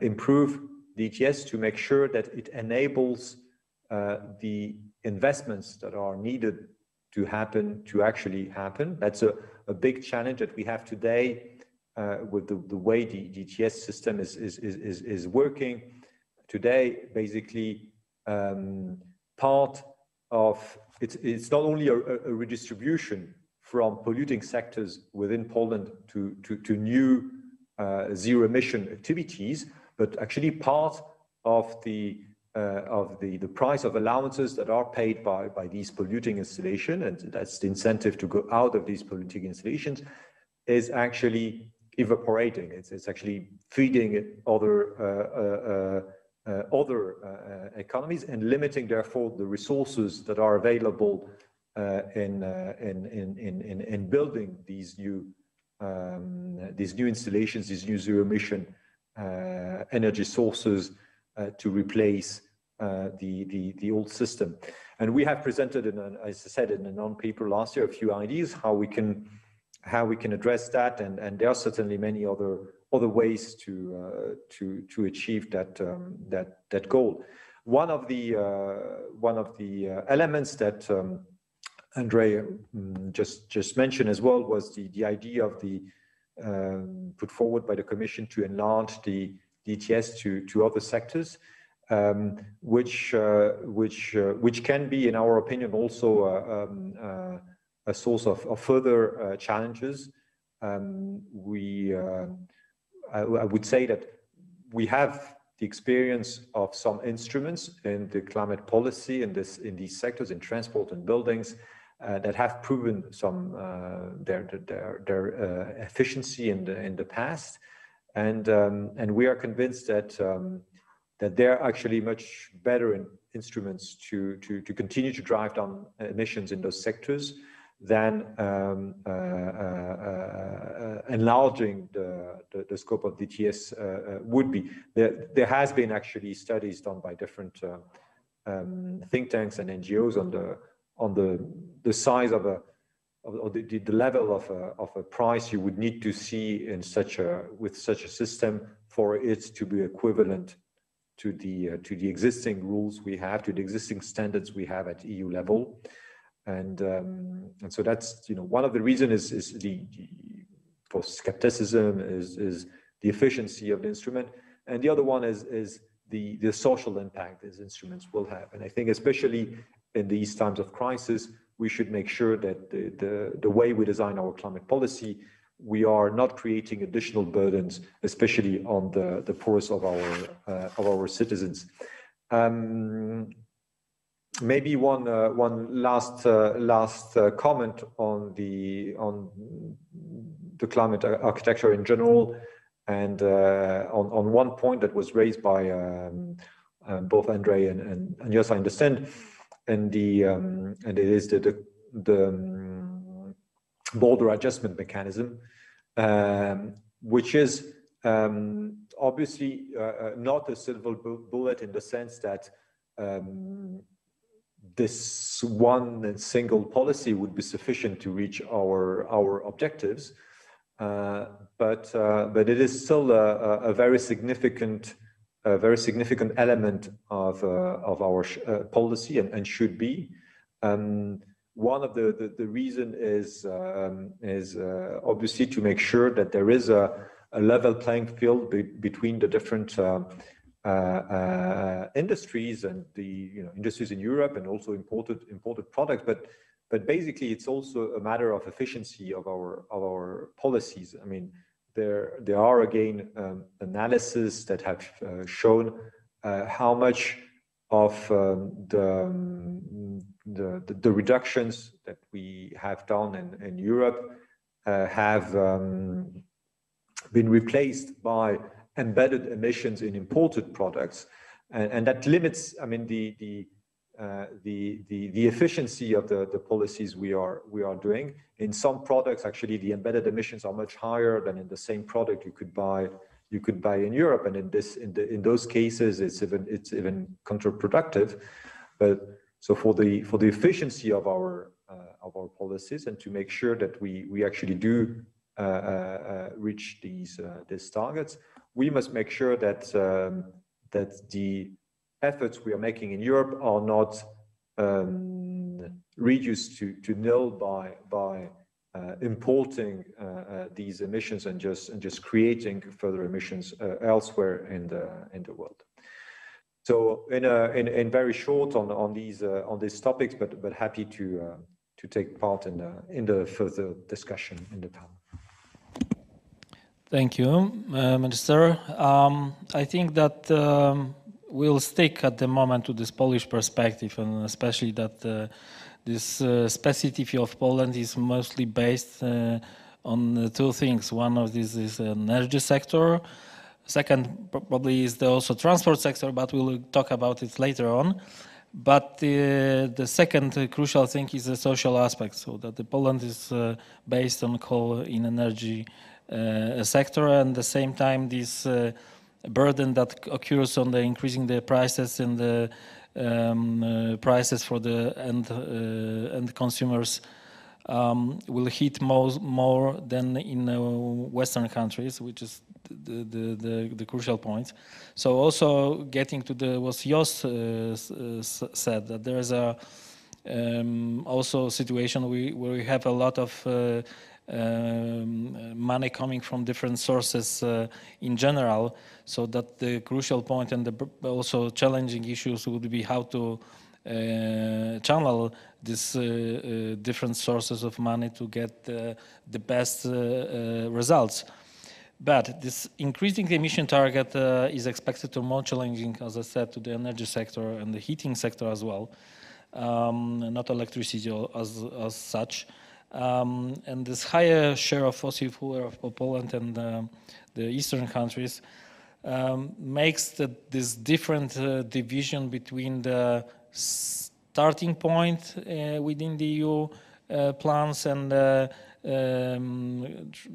let's say situation where we in the eastern countries we have obligation to explain what is the difference in, but also there's this obligation for Western countries to understand this specificity and to look to as was mentioned several times, no one is left behind. I would like to ask Mr. Tomasz Dąbrowski, the Director of Polish Electricity Association, the former Undersecretary of State in the Ministry of Energy and previously Ministry of Economy, who is also familiar very well what is energy sector, Polish energy sector is dealing with.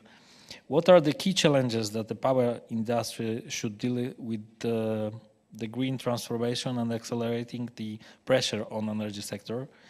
What are the main barriers we faced and we can observe in development of opportunities that occurs during this transition?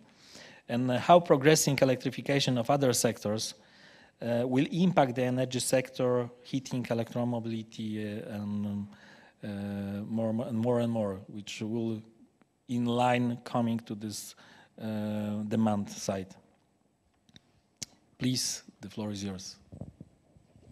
Okay, thank you. Good morning, everyone. It is nice to see so many familiar faces. Thank you for the question you asked, or the three questions, in fact. Perhaps I will start off by saying that Poland and Polish power sector and the industry went a long way in understanding the climate policy. Perhaps in the early years we were at the stage of denying the climate policy, and now we are much more mature and we know that it's for real, and the best thing to do is to adapt, and we are focusing on thinking how to best achieve it and what would be the optimal way to adapt to the new targets.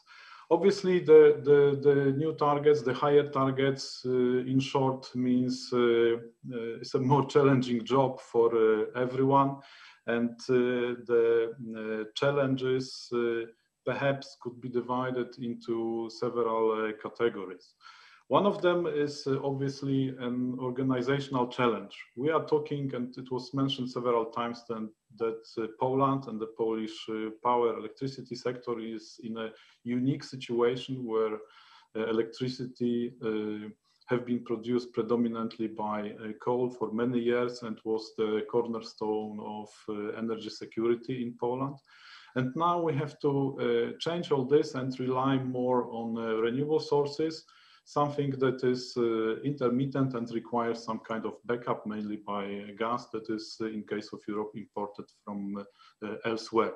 So one of the issues and one of the biggest challenges, how to transform the whole industry, the electricity industry, the power sector, in such a way that the energy security and security of supply is safeguarded and to achieve the targets. It obviously requires a lot of investments, and that leads me to, and changes, and that leads me to another category of problem is how to finance it and how to make it not too expensive to those who will fall under the 11th command Andrei mentioned, so who will pay the bill, mainly the end users. So all this needs to be structured in such a way that the bill that will pass on to the final consumer will not be too heavy. They will be able to pay it, be it the household consumer or be it the industry. We do not want to.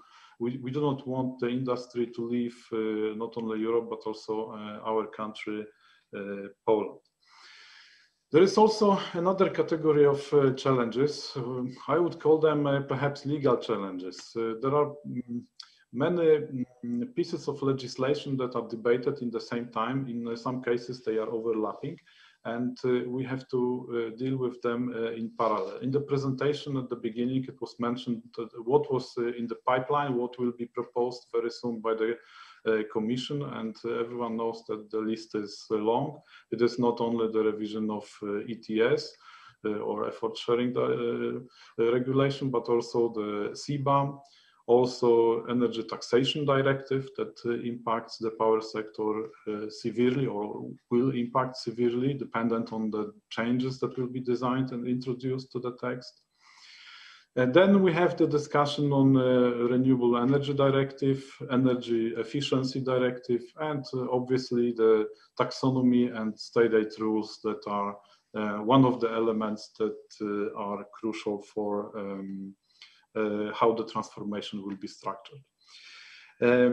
Obviously, when we are talking about transformation, the first question that comes to our mind is who will be the winner and who will be the loser of the transformation. So we would like to design everything in such a way that we are also, as a sector, as a country, the winner of the transformation. And this requires obviously a lot of funds. They are available from different sources, but not always designed in such a way that are right to finance what is needed in the process of transformation. If we run the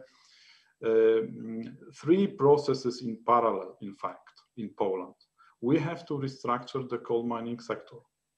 We have to close down the coal-fired power plants. And in the same time, we have to invest in new capacities.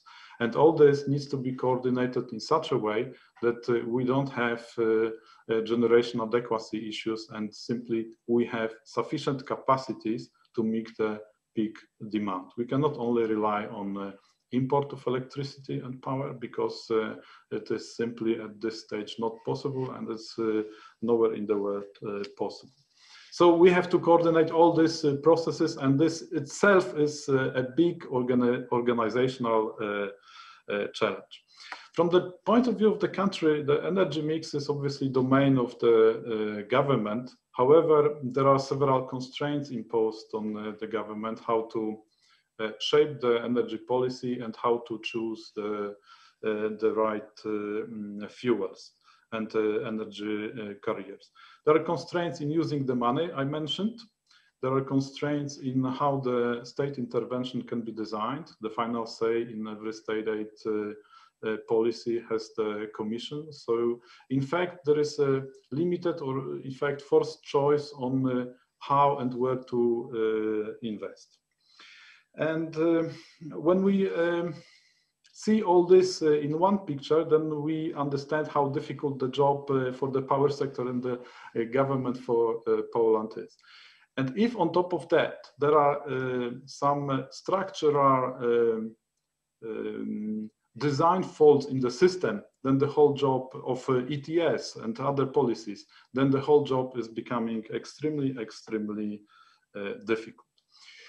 In terms of development opportunities and perhaps to some extent barriers, obviously we have to invest a lot in renewable energy. And in this respect, offshore technology looks very, very promising. And that is why Poland has decided to follow this technology and invest a lot, because it solves many problems that are created by the perhaps more mature technology, onshore wind farms, but still it requires some attention and again a lot of investment.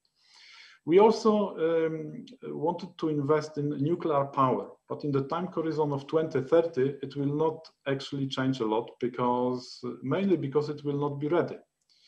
For the country that starts the adventure with nuclear power, like Poland, we'll need more than 10 years to implement this technology and to have the first nuclear reactor online that will contribute to our climate target and will allow us and help us to close down coal-fired plants. So it will be the time horizon closer to 2040 and onward later that nuclear power will be a significant part of our energy mix. Another opportunity is obviously the storage facilities. But for this, to coordinate it with renewable energy, obviously we need technology that will allow to store the electricity not only for hours, but primarily for weeks. Then we'll be able to take advantage of the surplus of electricity produced from renewable sources and make good use of it in the power system for industry and for the households. Another challenge, obviously, I should have mentioned it perhaps at the very beginning, are the investments in gas, both in gas generation infrastructure and the pipelines.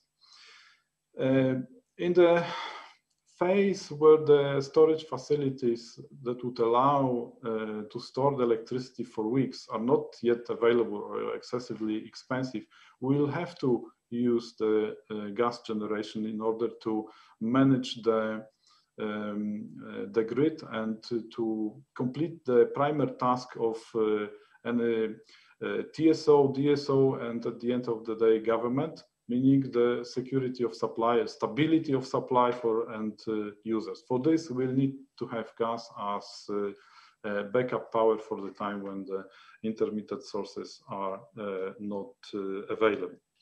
And finally, the opportunity is in the area of investment in the distribution network. Perhaps in Poland, it is a little bit neglected over the years, but when we look at what needs to happen, we see that distribution system operators will have to do huge job in order for the country to achieve the EU targets in climate reduction. They will have to prepare for all the dispersed generation that will be part of generation mix, the roof photovoltaics that will be complementing the conventional generation, but also the storage, home storage facilities for electricity, and obviously all that is needed to say that the grid is a smart grid.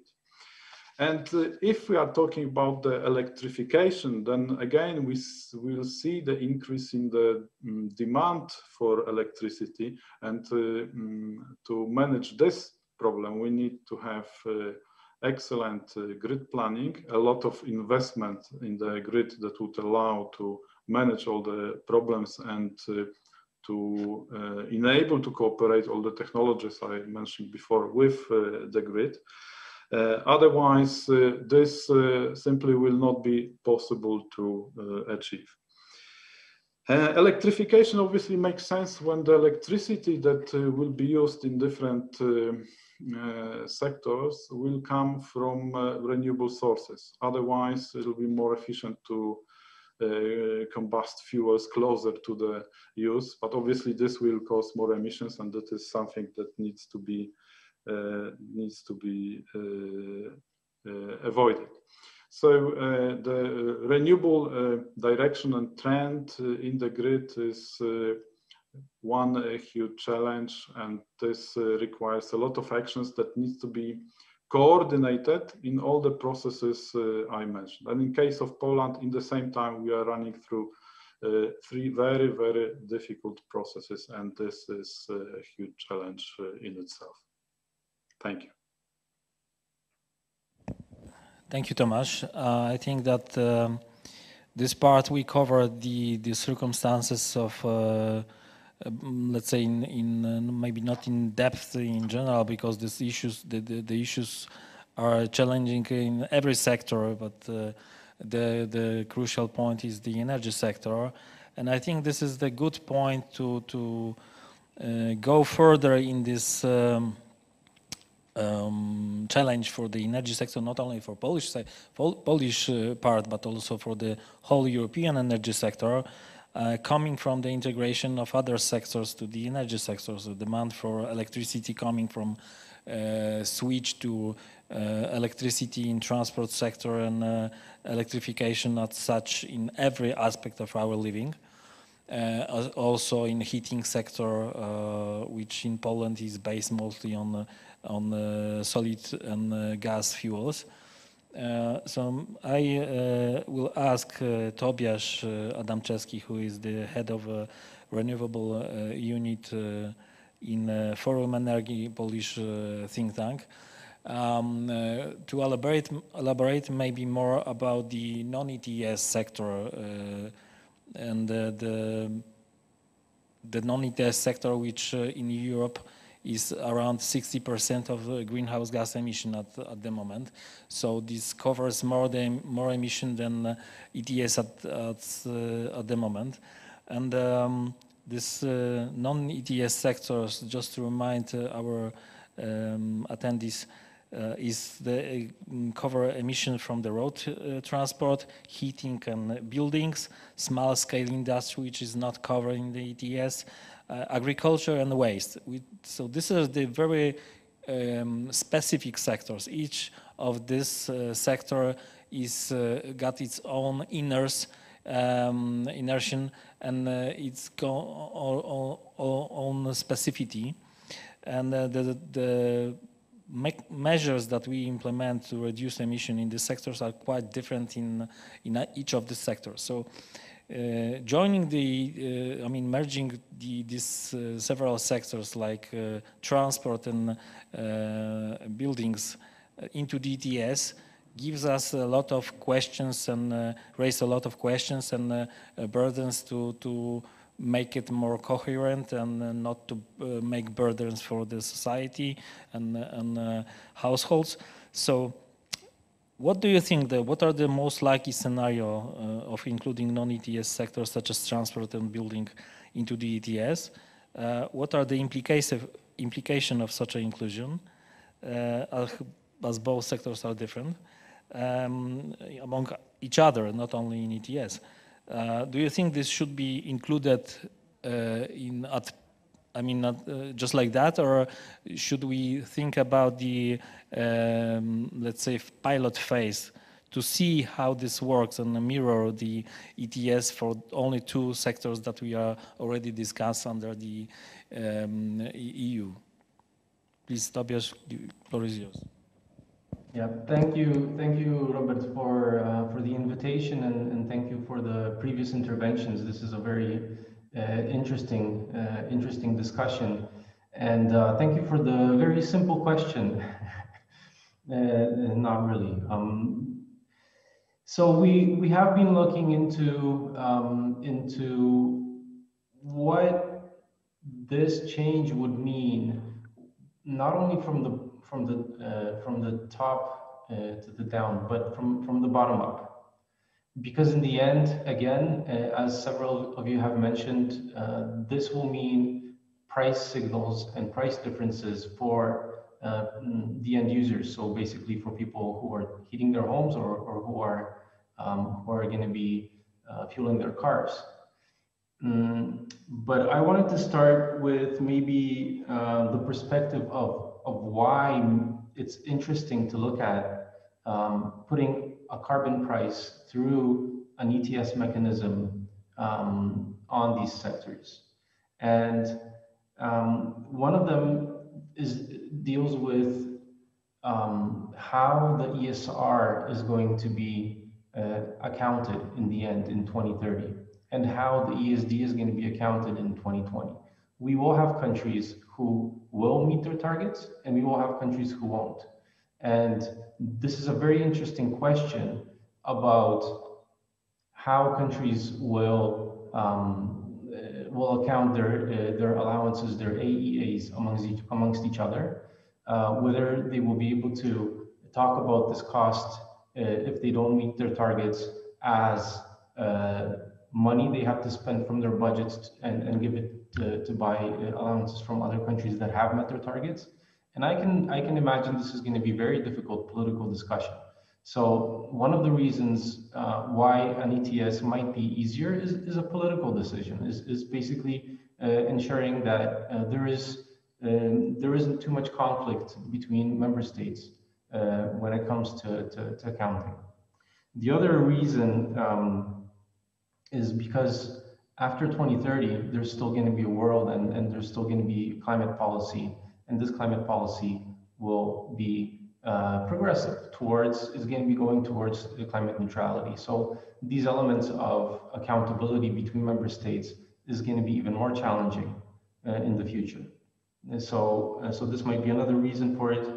But the third one, and I think this is especially interesting for Poland, is because of wealth redistribution and solidarity, and because bringing in new sectors into an ETS system, it brings in more funding for climate action, and so if we're looking at bringing a carbon price towards these new sectors, it's worth considering a few challenges and a few elements that are going to have to be considered. One is the ETS or a carbon price going to be enough to make sure that that the environmental integrity stays?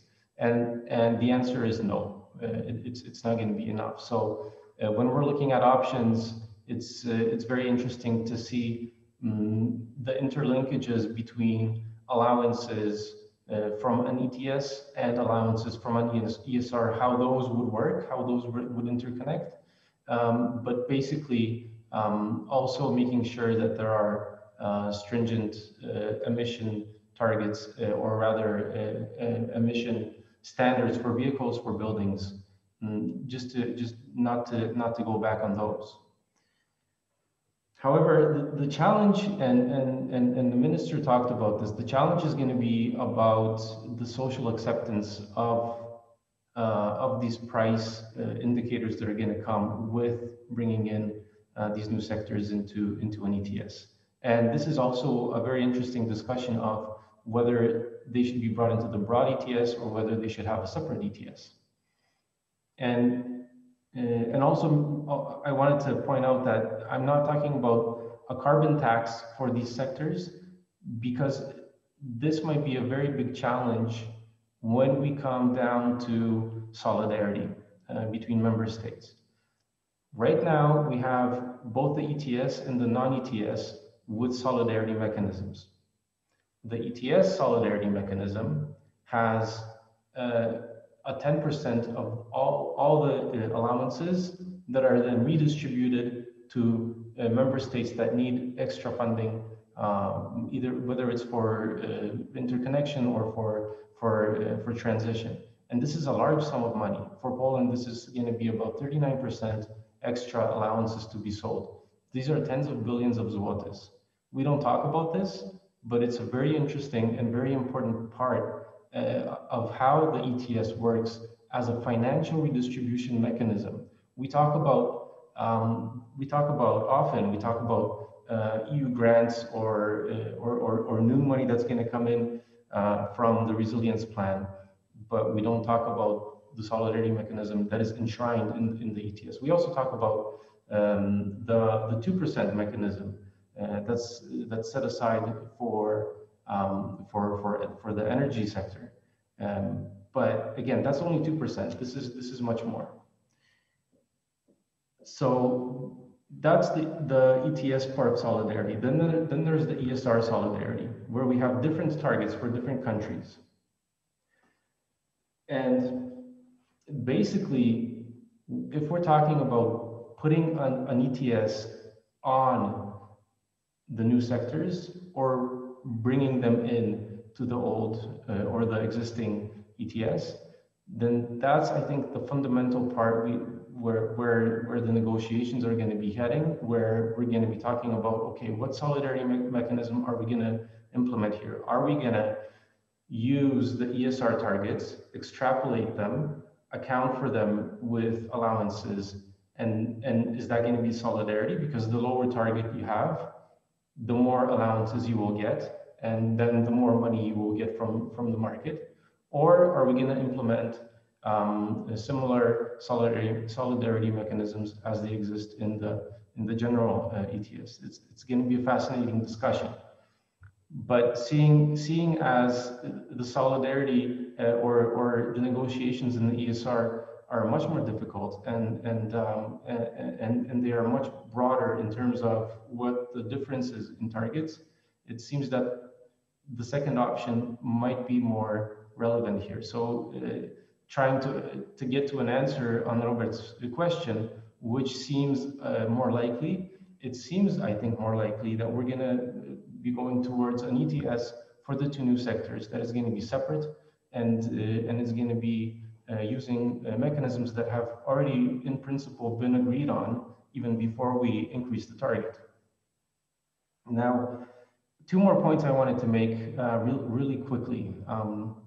First is that the sooner this type of mechanism and these sectors would enter and these solidarity mechanisms would start working, the more funding netto Poland would have from such a mechanism existing.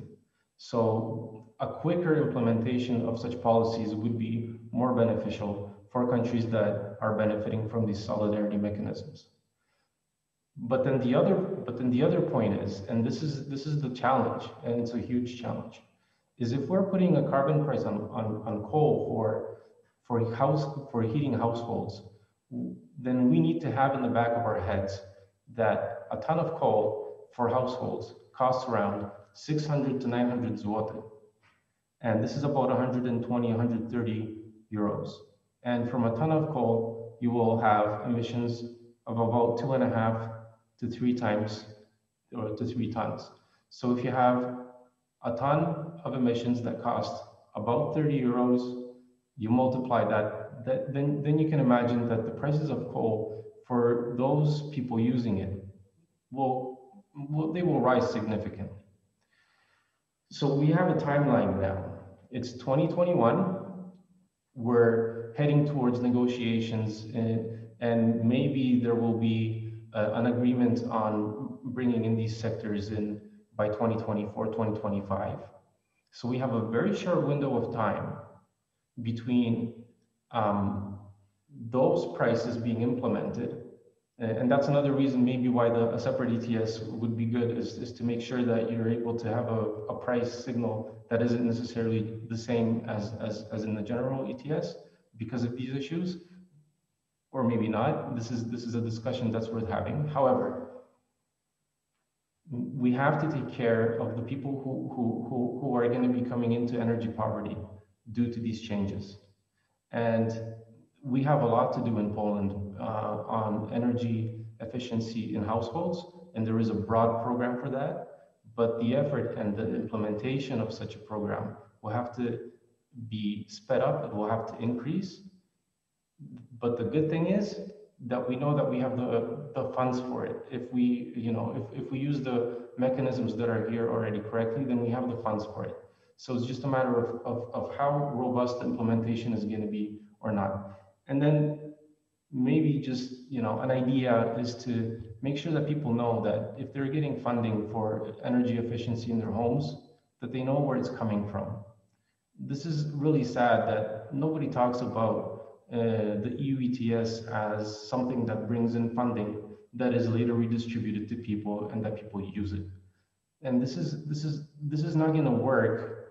This whole transition, the price increases for coal in the stores, it's not going to work with society if they don't understand how the system works in very general or broad perspective.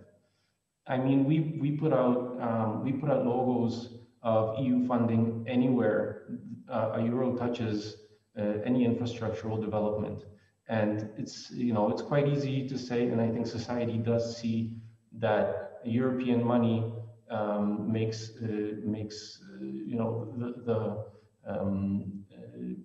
the economy grow. But maybe it's time to put up signs showing that some of this money is coming from sale of EUAs and that it's helping improve the energy efficiencies in households. That's one part. In terms of transport, I think it's everybody knows if we put it into an ETS, it's not going to cause a technology switch. It's going to be rather generating funding. But then again, we can put that into the housing sector where it's going to be needed the most, and then with the expectation that by 2025, maybe the total cost of ownership of cars between electric and diesels is going to is going to be the same with new ones, and also seeing that Poland imports 2/3 of newly registered cars, that we will also start importing the electric vehicles that are being bought right now in Western Europe. So I think this is it. In terms of new housing, we know that if you use a photovoltaic system with heat pumps, you're basically that's basically the cheapest option, aside from maybe gas right now. But gas, it's not a big difference. So again, all these policies, they're going to have the biggest impact on the least wealthy. These are the people that we need to take care of first. They're going to need a lot of public spending. But then again, that money is there now. So it's a matter of investing into the social acceptance of changes that are going to be coming in the future. And if they come through the ETS, then Poland will be a net beneficiary in terms of finance. Just to sum it up. Thank you, Tobias, for these two sides of interventions. And one, the issue of including new sectors to the ETS, and the brief point of view on that. I think this discussion on this aspect will just start. I mean, there are several, of course, analyses in this respect. One of this we also conducted in Kobize.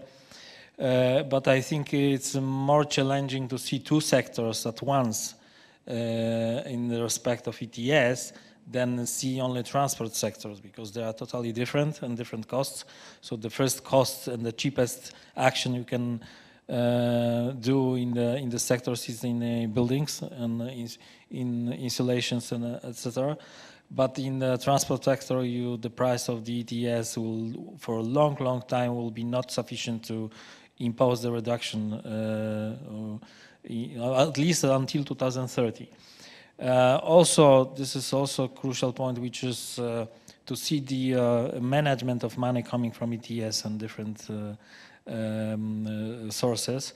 I think that it is crucial to also highlight what you said, that this is about social acceptance at once, but social acceptance is based on the cost and burden for the households.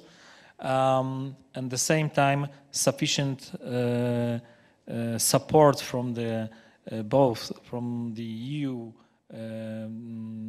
instruments and for government that spend this flow this money to the households. And I think it's not only about the energy sector; it's about every aspect of the transition we are facing. And I think this is a time we are talking a lot of issues.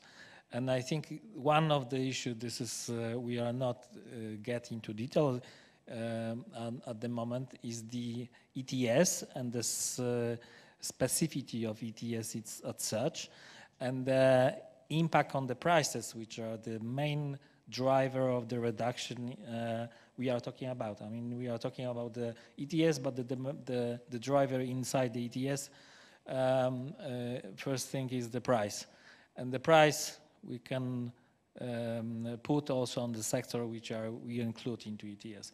So I'll give the floor to Marta and welcome our other panelists. Yes, now is the time for more details, because we wouldn't be ourselves if we wouldn't ask about direct impacts on some specific mechanism. And now we would like to talk about Market Stability Reserve. We have developed several analysis on that in Kobize, and this is a topic that is very familiar to us, but we would like to take an opportunity and chance to ask Mr. Adam Berman, who is the director in International Emission Trading Association, and we are really looking for your opinion on the issue. Do you think that this mechanism, Market Stability Reserve, is properly designed and it meets its objective now? And what do you think and what we should expect in the future, especially taking into consideration those higher emission target and possible expanded scope of ETS. We are listening to you, Adam, please. Thanks, Martin. Well, thanks very much for having me. It's a great pleasure to speak. In relation to your first question about whether it's properly designed, Jos is on the line, so I don't want to get in trouble with him by giving a negative answer. And actually, my answer will be really positive. I think the journey of the ETS over the last 5 or 6 years has been phenomenal. From 7 or 8 euros for EUAs through to, I don't know what we are today, 33, 34 euros. And I think, there are various reasons why that's the case, but the MSR is one of the key reasons. It's there, it's functioning, it's clearly working in terms of the reason that it exists. And I think, obviously it's important in terms of the new 55% target that the MSR will have to be adjusted.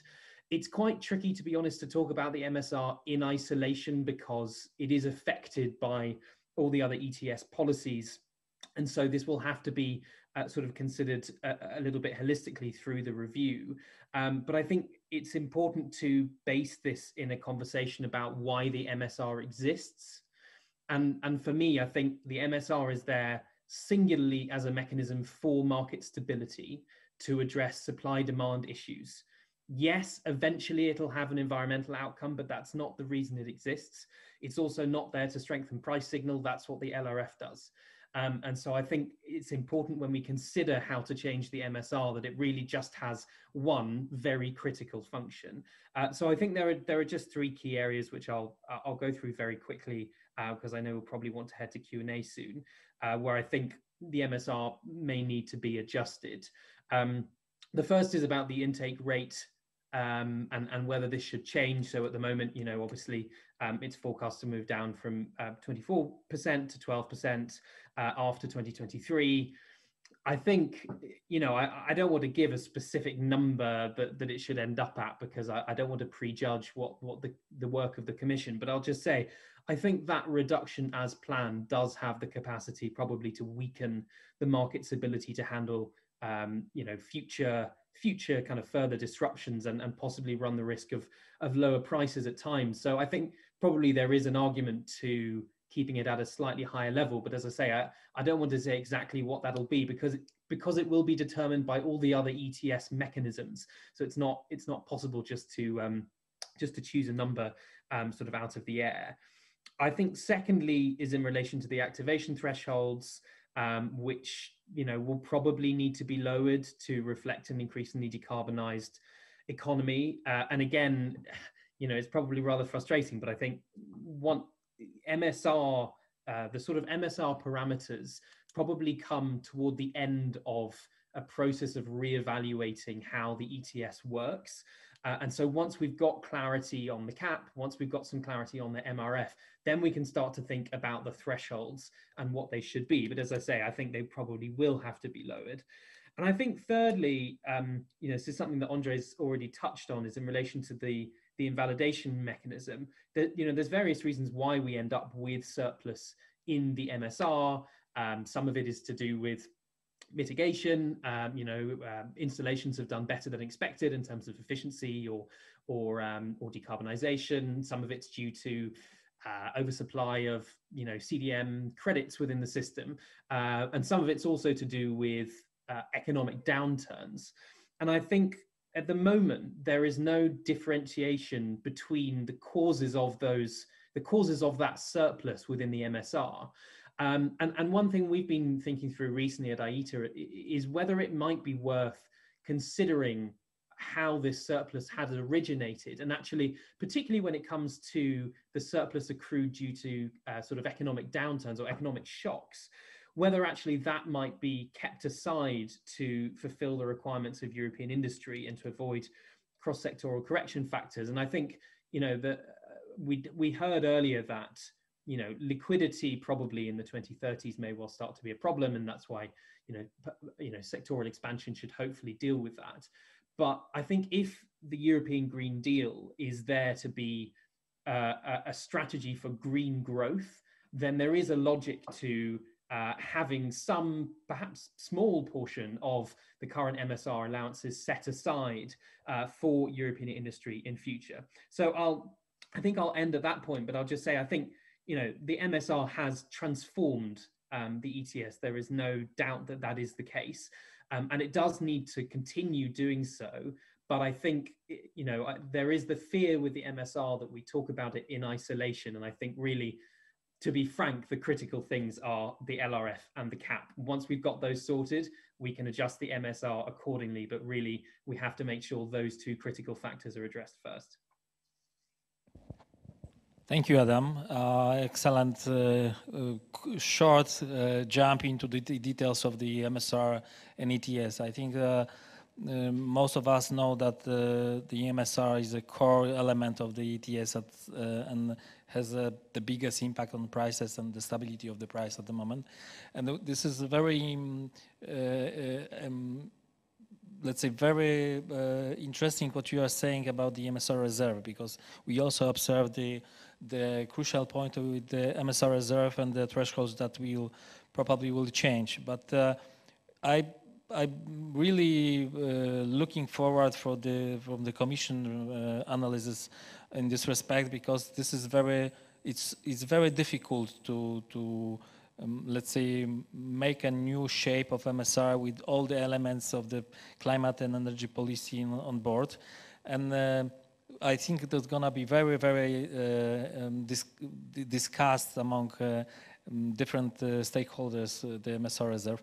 But what you said, that the MSR and the reason that MSR was introduced to the market are several. And this, I mean, the one is that there was a surplus on the market, but we still don't know in what kind of what drivers for this. I mean, we know the drivers for this surplus, but we don't know now what is the impact of these drivers at the moment. So we know that the CRs, CDM and GI credits at the beginning of the system was the highest share, but then we have also impact of the economy collapse.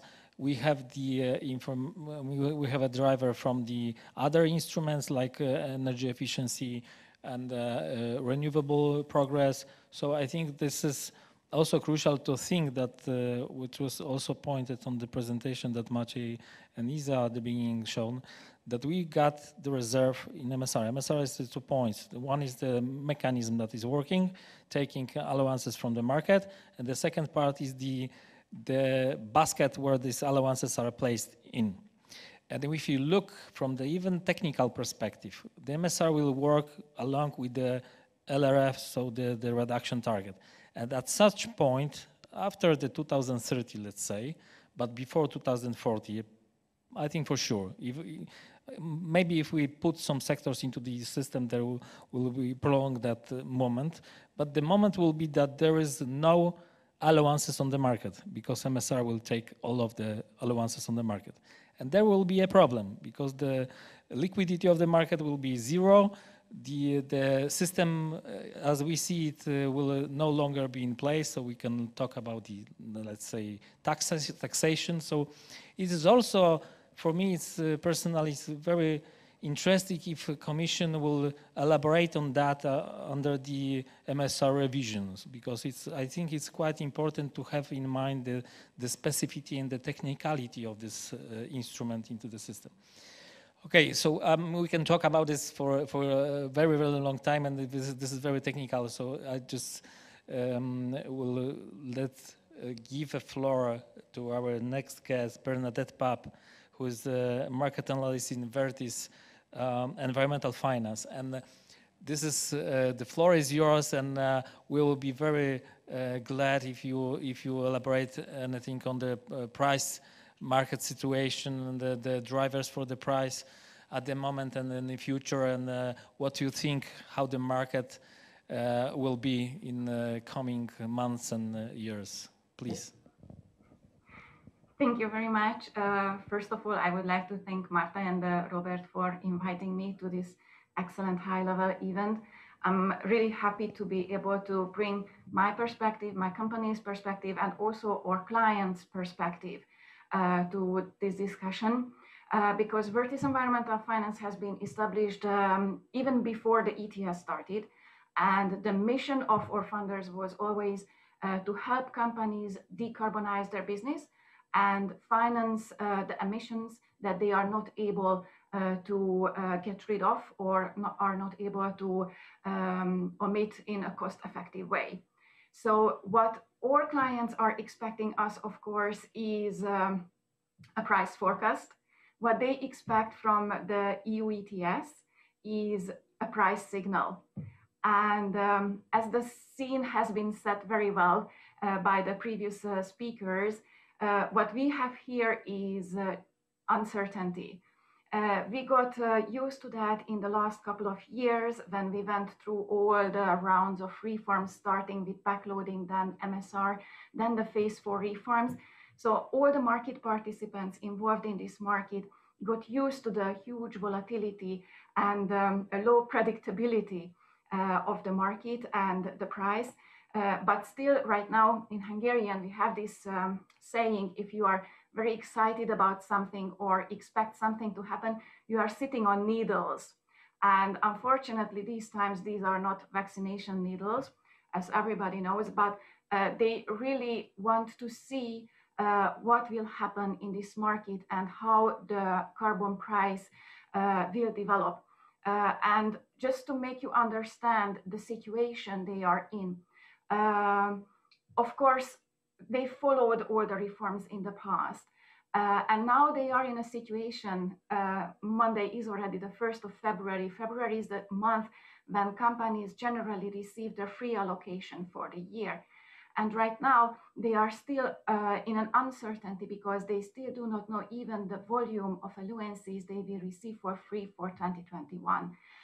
They do not know if in the next period there will be a cross-sectoral correction factor applied in the system. And then they already have to prepare for long-term reforms that will define the path and the whole market structure for 2030. So for them, this is a very complex situation.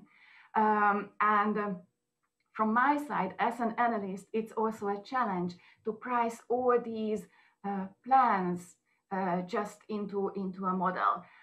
Even if we check the impact assessment published by the European Commission last autumn, the impact assessment, depending on the scenarios you take, calculates with a carbon price of 32 euros or 65 euros. So these are figures black on white on a paper coming from the European Commission.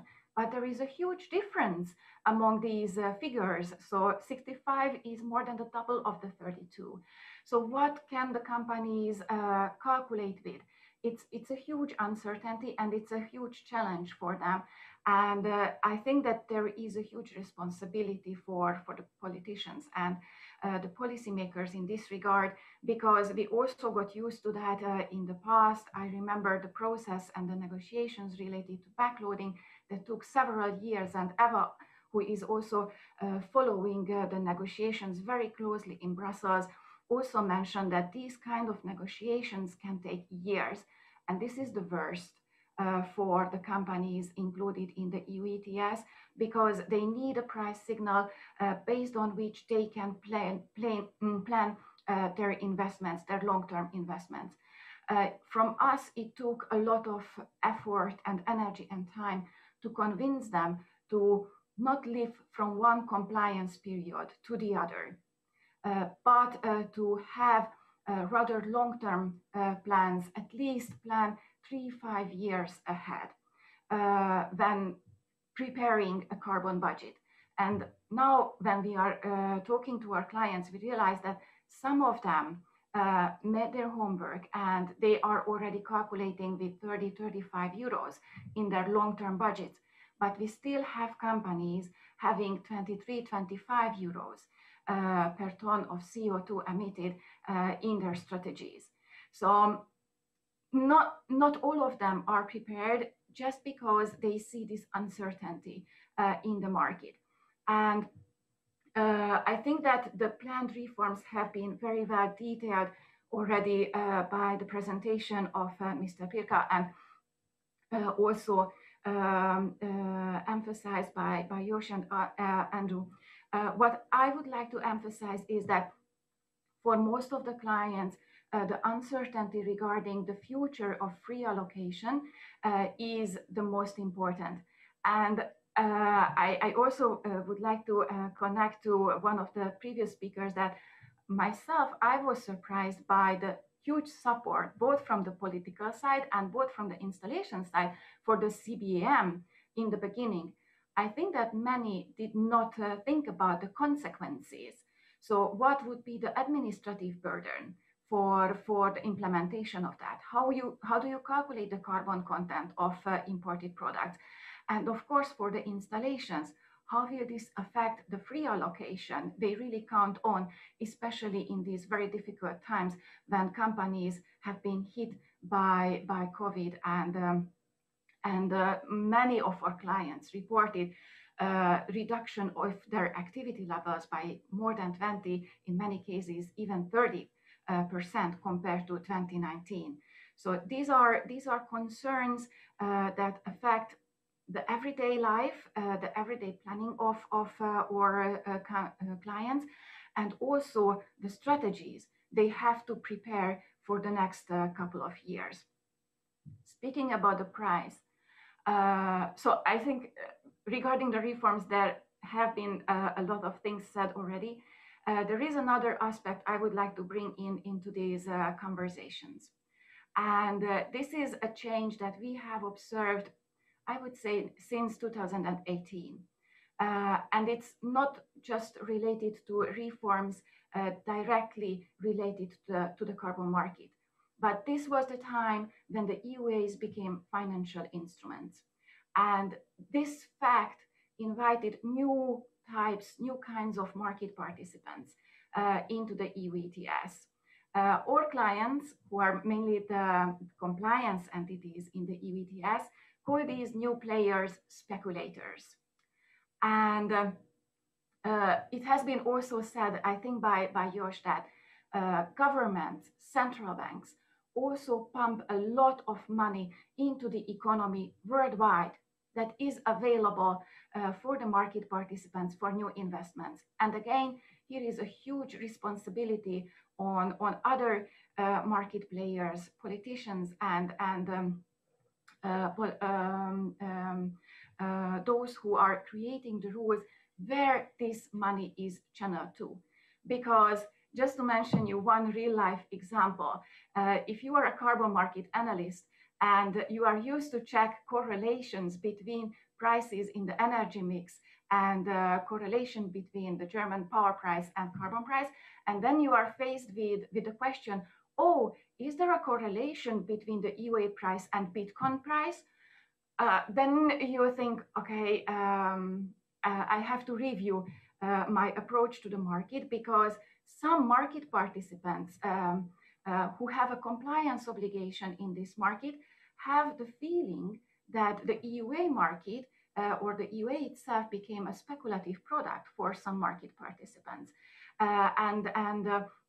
While we have to recognize that the appearance of these new market participants brought liquidity into the market, which is, in my opinion, a positive development, because in the beginning, we haven't seen such an active option or futures market in the carbon market. So we are getting to a real market, which is a very positive development, in my opinion. It's also a risk for the compliance entities that a huge money flows into the carbon market that lifts the carbon price to price levels that are difficult to forecast, difficult to predict for the compliance entities, and endangers the business of the industrial players, like Andre also mentioned, he would like to keep within the borders of the EU. On the other hand, whenever we are speaking to the clients, we also try to raise their attention on the positive aspect of that money that is available in the economy from a different aspect. And these are the funds offered by the EU, namely the Innovation Fund, the Modernization Fund, that will be available for them to decarbonize their business as well. And I also like the one point that have been brought up by, I think, IOŚ, about the negative emissions. We also see openness from our clients to get awarded for negative emissions. There has to be a price for that. And I think it could also contribute to the effectiveness of the EU ETS if this is reflected in the market. So all in all, from the political side, I'm afraid we still face a long-term uncertainty, what will be reflected on the price level in volatility. We have seen the price increasing significantly. I think that the trend is given. From a technical perspective, I would say the question is, what is the range of the volatility? So if we see the price really moving 10-20% within a relatively short time, or is the path more predictable for our clients? I think these would be my initial thoughts. I hope I managed to raise some ideas, some questions for further discussions in the Q&A session. Bernadette, thank you very much for your intervention and speech. It is very, very interesting that from the point of view of industry, so your clients, and from the market analysis, there is still plenty of details and points that will need to be taken into account when we are going to revise EU ETS, and there is a real life and real problems of the companies that we also need to tackle. And we would like to thanks for now for all the panelists. I have already mentioned to Robert that we are very lucky that we have a chance to see you all together and we can meet just online, but still and to listen to you. In a few minutes we will have a Q&A session, so I really encourage our audience to ask the question. But now I think that it's a good opportunity to each of you, dear panelists, to intervene or ask the question or comment about something that was already mentioned. So I really encourage you, if any of you would like to start, it would be very nice. I don't know, who would like to start? Jos, please start. Thank you, Marta, and thanks for the excellent contributions. Indeed, it was a really interesting morning. A few comments. May I pick up what Bernadette just said on the EUAs becoming a financial instrument?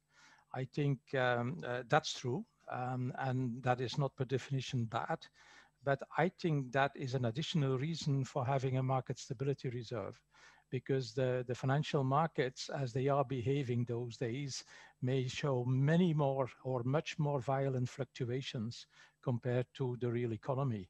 And so, as it was said by Adam, we need to study carefully how the market stability reserve is functioning with elements from the real economy and elements from the financial economy, and not to fiddle too early with the percentages and the mechanism as it has been shaped up, because it worked basically, because we came from an over liquidity a couple of years ago, and now we come into a completely different sector, and we are still in the corona crisis, and the financial sector has not yet shown, you know, how it's going to behave, not only this year, but in next year, or in 3 years, or in 5 years' time. So the real economy is still shaken up, and we haven't seen the end of the story yet. I also would like to echo what was said by André and by Bernadette. That is that the CBAM questions the free allocation, and it is a lot of money. It's 43% of the total amount of allowances. So if we go into CBAM, the WTO will say free allocation is a subsidy. So I think that has been underrated so far. And for all those pleading and for a CBAM and for maintaining the free allocation, that's not going to work. It's one or the other. And that's why I think, as I think Eva was echoing my article, the best CBAM is the one that is never being used. It has also a meaning in this respect. And I think for all industries involved, it's time for a wake-up call on whether they are making a choice for a CBAM or for free allocation. I think for the electricity sector, it's clear. There is no free allocation, and the one that is in the Central and Eastern European states is phasing out. So we can say the power sector has no free allocation. But still, you know, let's not dream. We are in a WTO context. And Mr. Trump, who was shaking up the WTO, has left the United States, and the multilateral order is going to come back. And then a final comment on the very interesting comments that Thomas was making. I fully agree. There is a tremendous opportunity for investments now that the budgets have never been that generous for green investments. And a lot of these investments are going to be in renewables. And I think Thomas highlighted that. And that destabilizes the market regulation as we know it. So the electricity market regulation will have to change to cope with much more flexibility on the production side because of the intermittency of the renewable sector. And I think that demand side management is a very important one. We see it coming in Germany and the Netherlands and Belgium, etc. When there is a surplus forecasted of wind energy over the weekend, then energy intensive companies are turning 24 hours. Because they are paid to take off the surplus of electricity on the market. So flexibility and rewarding flexibility becomes a very important element. But I would like to say, you know, that I enjoyed the discussion very much, and congratulations for the very good work that was done. The report that was introduced by the authors at the beginning highlights how much better Poland is prepared for the new stage in the upcoming discussions, like it was indicated by several of you. So thank you very much, and then looking forward to more comments. Thank you. Thank you, Jos. I think that we just, after this first round, I think I'm very glad because we managed in an hour and a half talk or mention a lot of issues that are not only in the highlights but also in under the surface. And I think this sometimes this issue are more important for the general overall success than what we already think it is. Of course, this is a manner of negotiations, different Brussels talks, but at least I think that the more knowledge and information is spread around, and the more people, experts and politicians are familiar with all the discussion, the better, because the solutions are more overthinking, and the results come into better regulation. So I know that the minister had to leave us. I cannot see him to ask him a question, but let's say I don't raise a question. I think that Andrei is ready for comments, and please.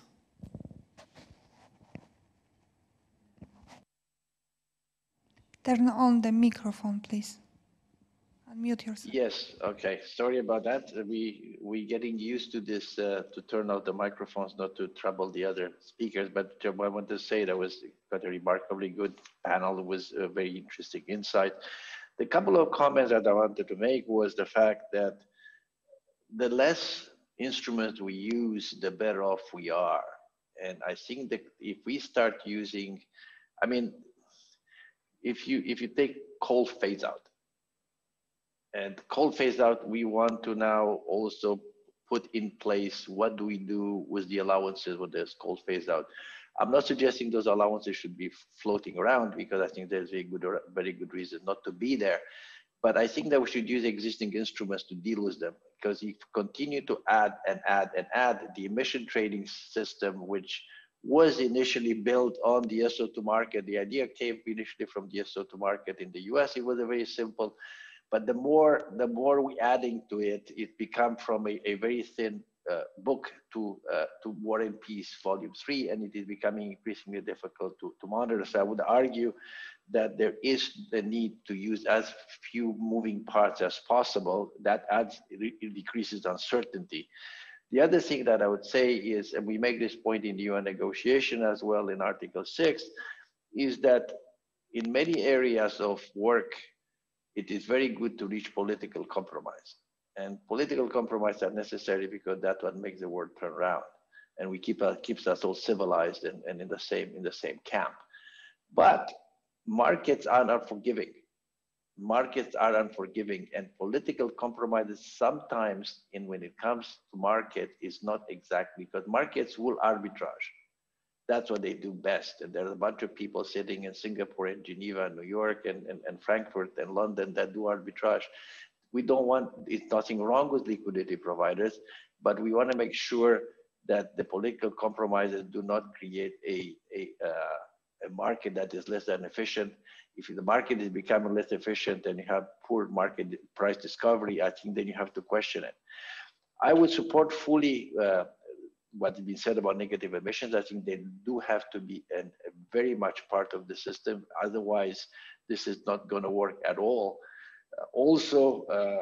Yeah, I think just we haven't spoken for a while, but kind of using this, the best CBAM is the one that you never use, is something that we also use. We would call it a revisiting of MAD, of the mutual assured destruction in the old East-West tension time, because we built a whole nuclear arsenal which we hope we never had to use, and we never used in the end. So that was a very good thing. So these are extremely important elements. In the MSR, again, I think that we're beginning to converge on a number of things here. The fact that we do have to examine the origins of the surplus and the use of that surplus. I think the automatic thing maybe had its day. It was a time and that when it was introduced, it was a good thing because we needed it desperately. But I think the world is much more dynamic, is much more complex. Hedging is, for the power sector, is changing, but so is hedging for industrials. Industrials were not hedging people in principle, and now are beginning to hedge much more and more. So I think the examination of the surplus and its origins implies a very difficult decision. I don't think that is a difficult decision. The decision is going to be the governance, because that implies a much more elastic governance than revisiting and doing a trialogue every 3 years or every 2 years. And I'm not sure what the council, I'm not into that, but I think Joss probably has a much better feeling, and some of the other people. That's probably going to be a very difficult discussion in the council, but something that needs to be considered for the common good, if you want to put it that way. Thank you.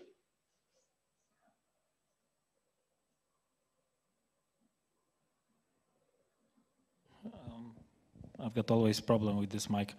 You have to, I see yours. Maybe I will give you a floor, because I think this Q&A answers and discussion will merge into this overall discussion, because we are in a good shape for the following some issues. But I just jump into one of the questions that has been raised by Wanda Sewirnowska. Hi, when you expect the carbon price to become irrelevant for the power sector in Europe? I think it's very interesting questions. In other words, where we have the decarbonized power sectors in Europe with zero emission. So maybe I will ask Tomasz, what do you think?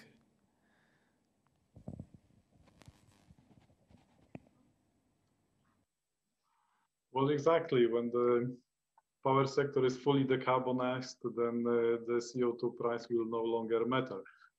When it is going to happen, well, hopefully before 2050, but all this depends on the individual transformation of all member states. No, it's really difficult to predict, mainly because I mentioned that at least for some time we'll need some flexible generation and backup power for renewable energy, and that at present is gas. In some countries there is gas generation available and they are in a very comfortable situation. In a country like Poland, we have to build it and we have to spend money for this, although all the uncertainties we have around. And I liked very much the comment of Jos about the electricity market reform. This is a very important point he touched upon. In the past 3 years, we had a lot of legislation in the EU concerning the electricity market, the electricity market directive and the regulation. But those two acts did not, in fact, treat the real-time market that will be decisive for the absorption of renewable energy, and which is not directly linked with the flexibility of the system and the way the reserves are procured in order to safeguard the electricity supply, the stability of electricity supply. So this is very important element we still have ahead of us. And as to the comment about the MSR and the CO2 as a financial instrument, I just wanted to make one comment. Namely, it is usually that way that one intervention requires later another intervention, and this creates uncertainty for the whole market. So we'll be soon in a very vicious circle because we'll still need to adjust the intervention because we omitted something. And this for the power sector that needs to invest a lot in a very relatively short period of time is a huge challenge. Thank you.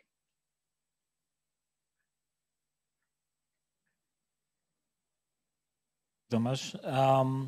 So maybe if someone got another intervention or Jos, okay, Adam, see, okay, Jos, so you'll be next. Adam, please.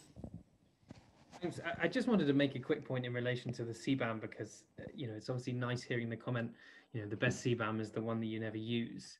But I see no evidence to suggest that that's a view shared by European policymakers generally.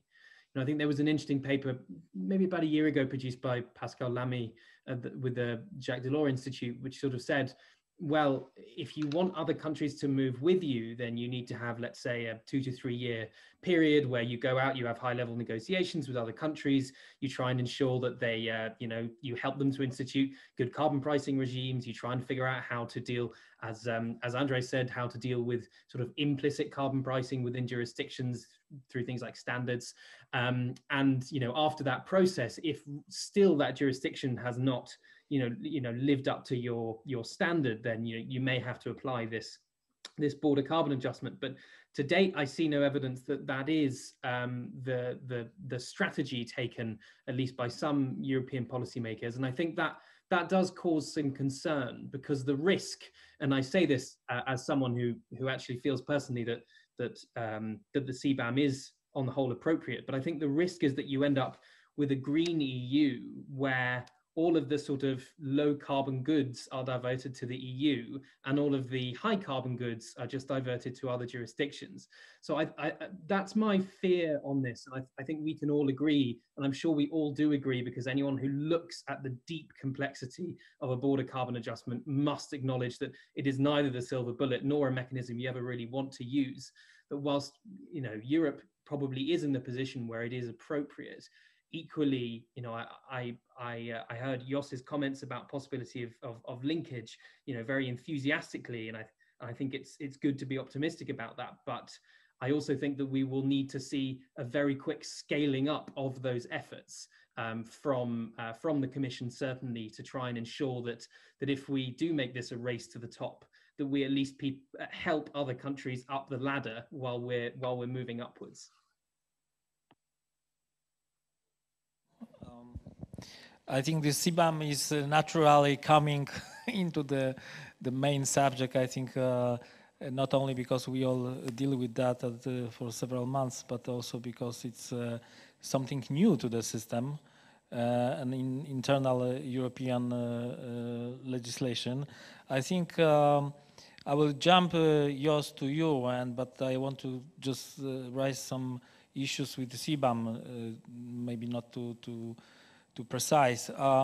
One of the things the CBAM is also new is that you have to impose your, some burden for other countries outside of the EU dealing with your internal problem. The European legislation and European targets and the European policy. Of course, the climate issues and the reduction of CO2 is a global problem, but the speed of this reduction is different in different regions. So that in this respect, the CBAM is our internal legislation imposing some burdens for others outside of the EU. We had this kind of issue before with the aviation, and we know how this let's say issue developed. We have another global agreement on aviation, of international aviation. So also the schedule for CBAM is also quite interesting, because we are talking about the proposal from the European Commission side this year.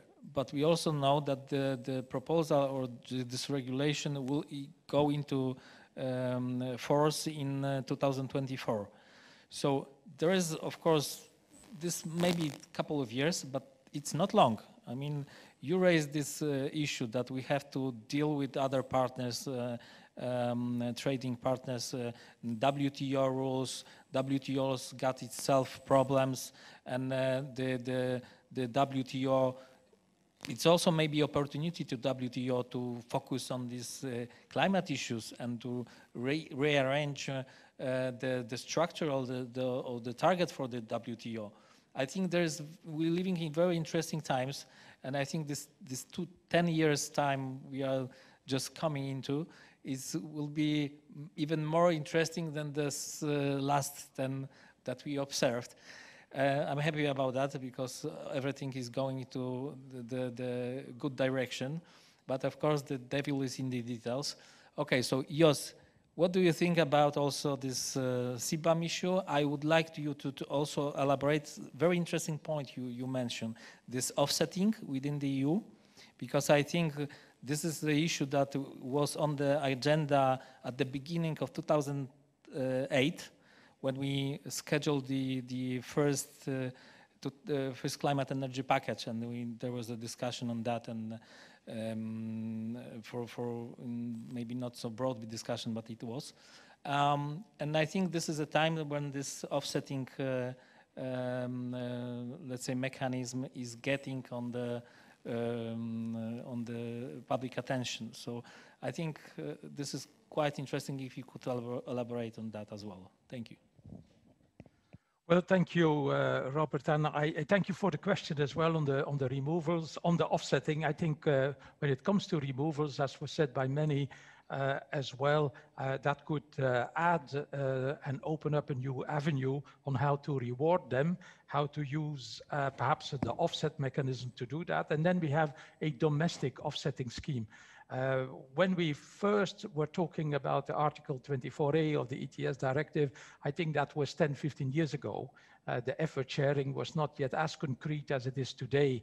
And we were talking and thinking about other projects in the field of transport or urbanization or things like that. But I think the minds have been maturing, and I would see a promising avenue when it comes to removals. And adding to that, I think that the Europeans learned the lesson of international exchange of offsets the hard way.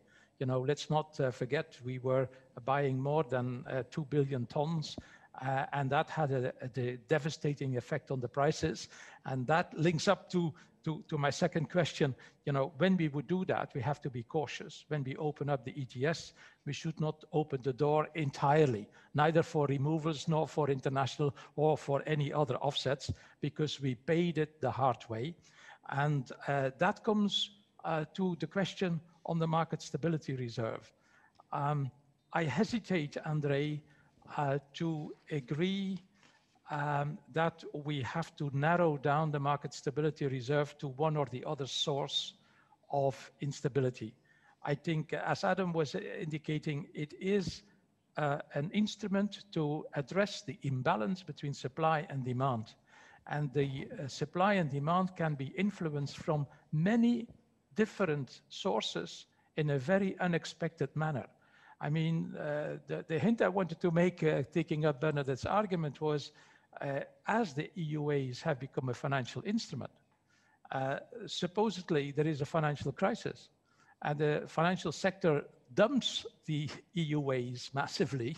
You know, we may be thankful that we have a market stability reserve, and it was in nobody's mind that the financial sector may come in the way it did come in.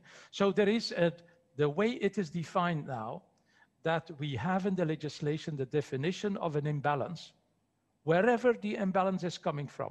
It could be from renewables, it could be from the power sector that we are building up or building down, you know, whatever that is happening. It could be the economic recession, it could be the financial crisis.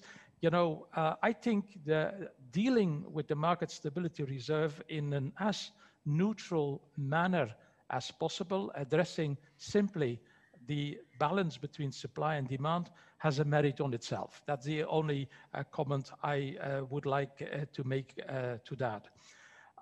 On the CBAM, I think, you know, making the analogy with aviation is absolutely true.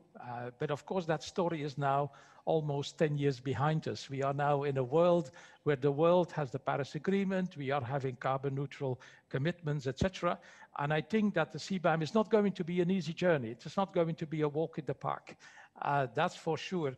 But if it would pressurize also the WTO to have a serious debate on how to deal with the climate crisis, that would already be a very important step forward.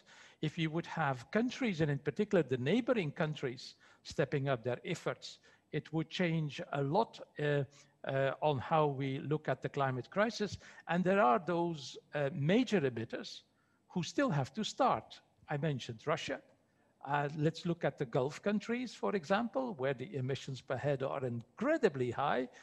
So they still have to start developing a policy. They may do it differently than we did it in Europe. They can go for technology, for carbon capture and storage or whatever, but they will have to do something. And I think that is what the CBAM is bringing squarely on the table.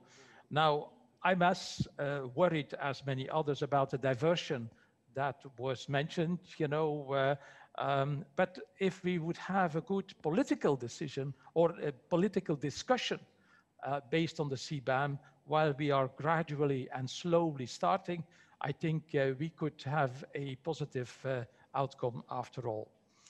And my absolutely final comment is to echo, which I forgot in my earlier comments, what Thomas said about the ETS revenues that are being redistributed and that should be better allocated to low carbon investments and helping out the social groups that are more in need to be helped. I think this is a very important design issue.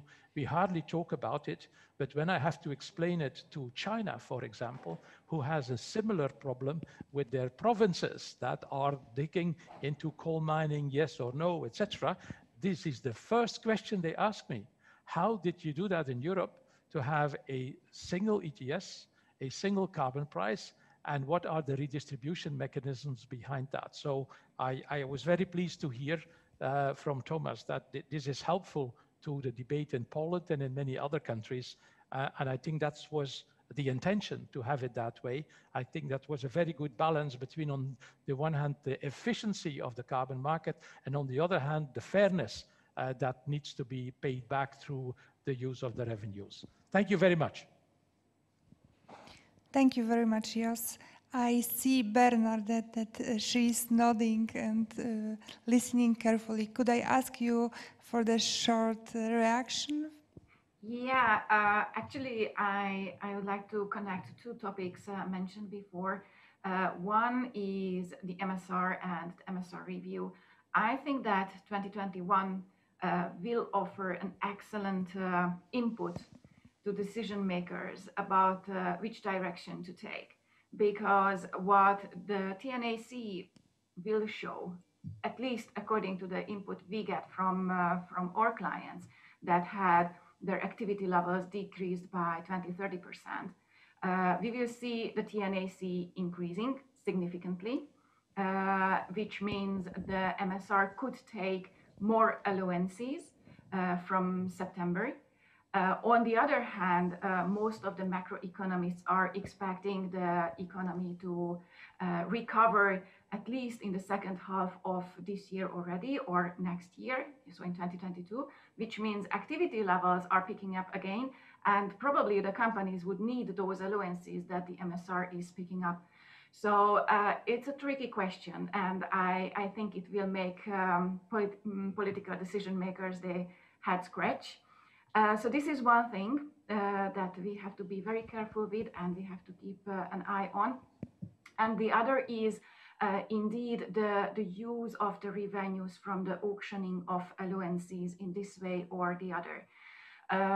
Here, what the feedback what we get from our clients is that they really appreciate that there is a balance between strengthening the system with reducing the cap with a higher linear reduction factor or with a market stability reserve or whatever. On the other hand, they also can see the support from the political side that they have funds available to implement those new technologies that allow them to reduce emissions on the long run. What they are maybe missing is a little bit less red tape. So administrative burden should be a little bit eased for them. And also what they need is more transparency. So what the money is spent on. I think this would make the whole process smoother and better and maybe even more effective, so that money gets to those purposes and objectives that really deserve it and where it is really necessary. So this is the feedback from the compliance entities in the EU ETS. Thank you, Bernadette. I think that we managed to cover a lot of issues, as I repeat myself. And I think that there are several details that we could jump in the further discussion. But I think that I think we managed to cover more than I expected. So I think this is a fruitful, very fruitful discussion. I thank you very much for that, because I think the more we discuss, the more we understand different aspects and different points of view. And I think these discussions will go further during the year, and I think the more we are to June, the more discussive we were. But so maybe I will give you a floor for the last final comment if someone wants, and we will sum up and close the discussion in today's meeting. If not, okay, Andrei. Mike, please. Just refer to somehow narrowing that we are advocating narrowing the intake into the MSR. What we're advocating is to ensure that we don't have automatic cancellation. We don't see the justification for the automatic cancellation. We actually advocate a simple, a single instrument to deal with surplus, not many instruments. The MSR should be that instrument. It is just when things get into the MSR, we should do that. The other thing that I think is very important is the fact that we have agreed to a 55% target, and we're going to agree to whatever we agree to the ETS, but that is on the back of a promise of a CBAM. And as such, the CBAM becomes a really central piece. It's or not the CBAM necessarily, whatever that is, but something to deal with carbon leakage and competitiveness. That needs to be addressed, because otherwise we go into 55 and carbon neutrality. without having to without being able to ensure that we will maintain our industrial base. Thank you. Thank you, Andrei. I think that this discussion also. Thank you, Andrei. I've got the same problem as you with the mic. I think this discussion shows us, as many others, that the Fit for 55 package is a new. I think for me personally, I'm dealing with this for many years. It's a new climate energy package, and I'm getting back to 2027 and 28. So I think that this will be a crucial year, 2021, for the regulations and the view inside of the EU. But I think we are going further than only in EU. We are getting into more broader perspective and the international perspective. It's getting more interlinked, not only politically, but also technically with CBAM, with Paris Agreement. And I think this is also crucial to know that other regulation, both industrial ones, trade, and as I said, Paris Agreement, are interlinked with each other. So the more we focus on the crucial problem for the whole world, which is greenhouse gas emission reduction, the better we suit all this politics and policies and regulation, not only in EU. Thank you, all of you, for this very fruitful discussion and food for thoughts for us. And I hope we managed to see each other face to face, not via Zoom or other platforms. But I think in meanwhile, we will, in different configurations, see each other in the coming days or weeks. And I cannot wait to discuss more about all the issues we raised today. Thank you very much, and see you soon. Thank you very much. And on behalf of Ministry of Climate and Environment and the National Fund for Environmental Protection and Water Management and our Institute of Environmental Protection, I officially would like to close the meeting. Thank you very much.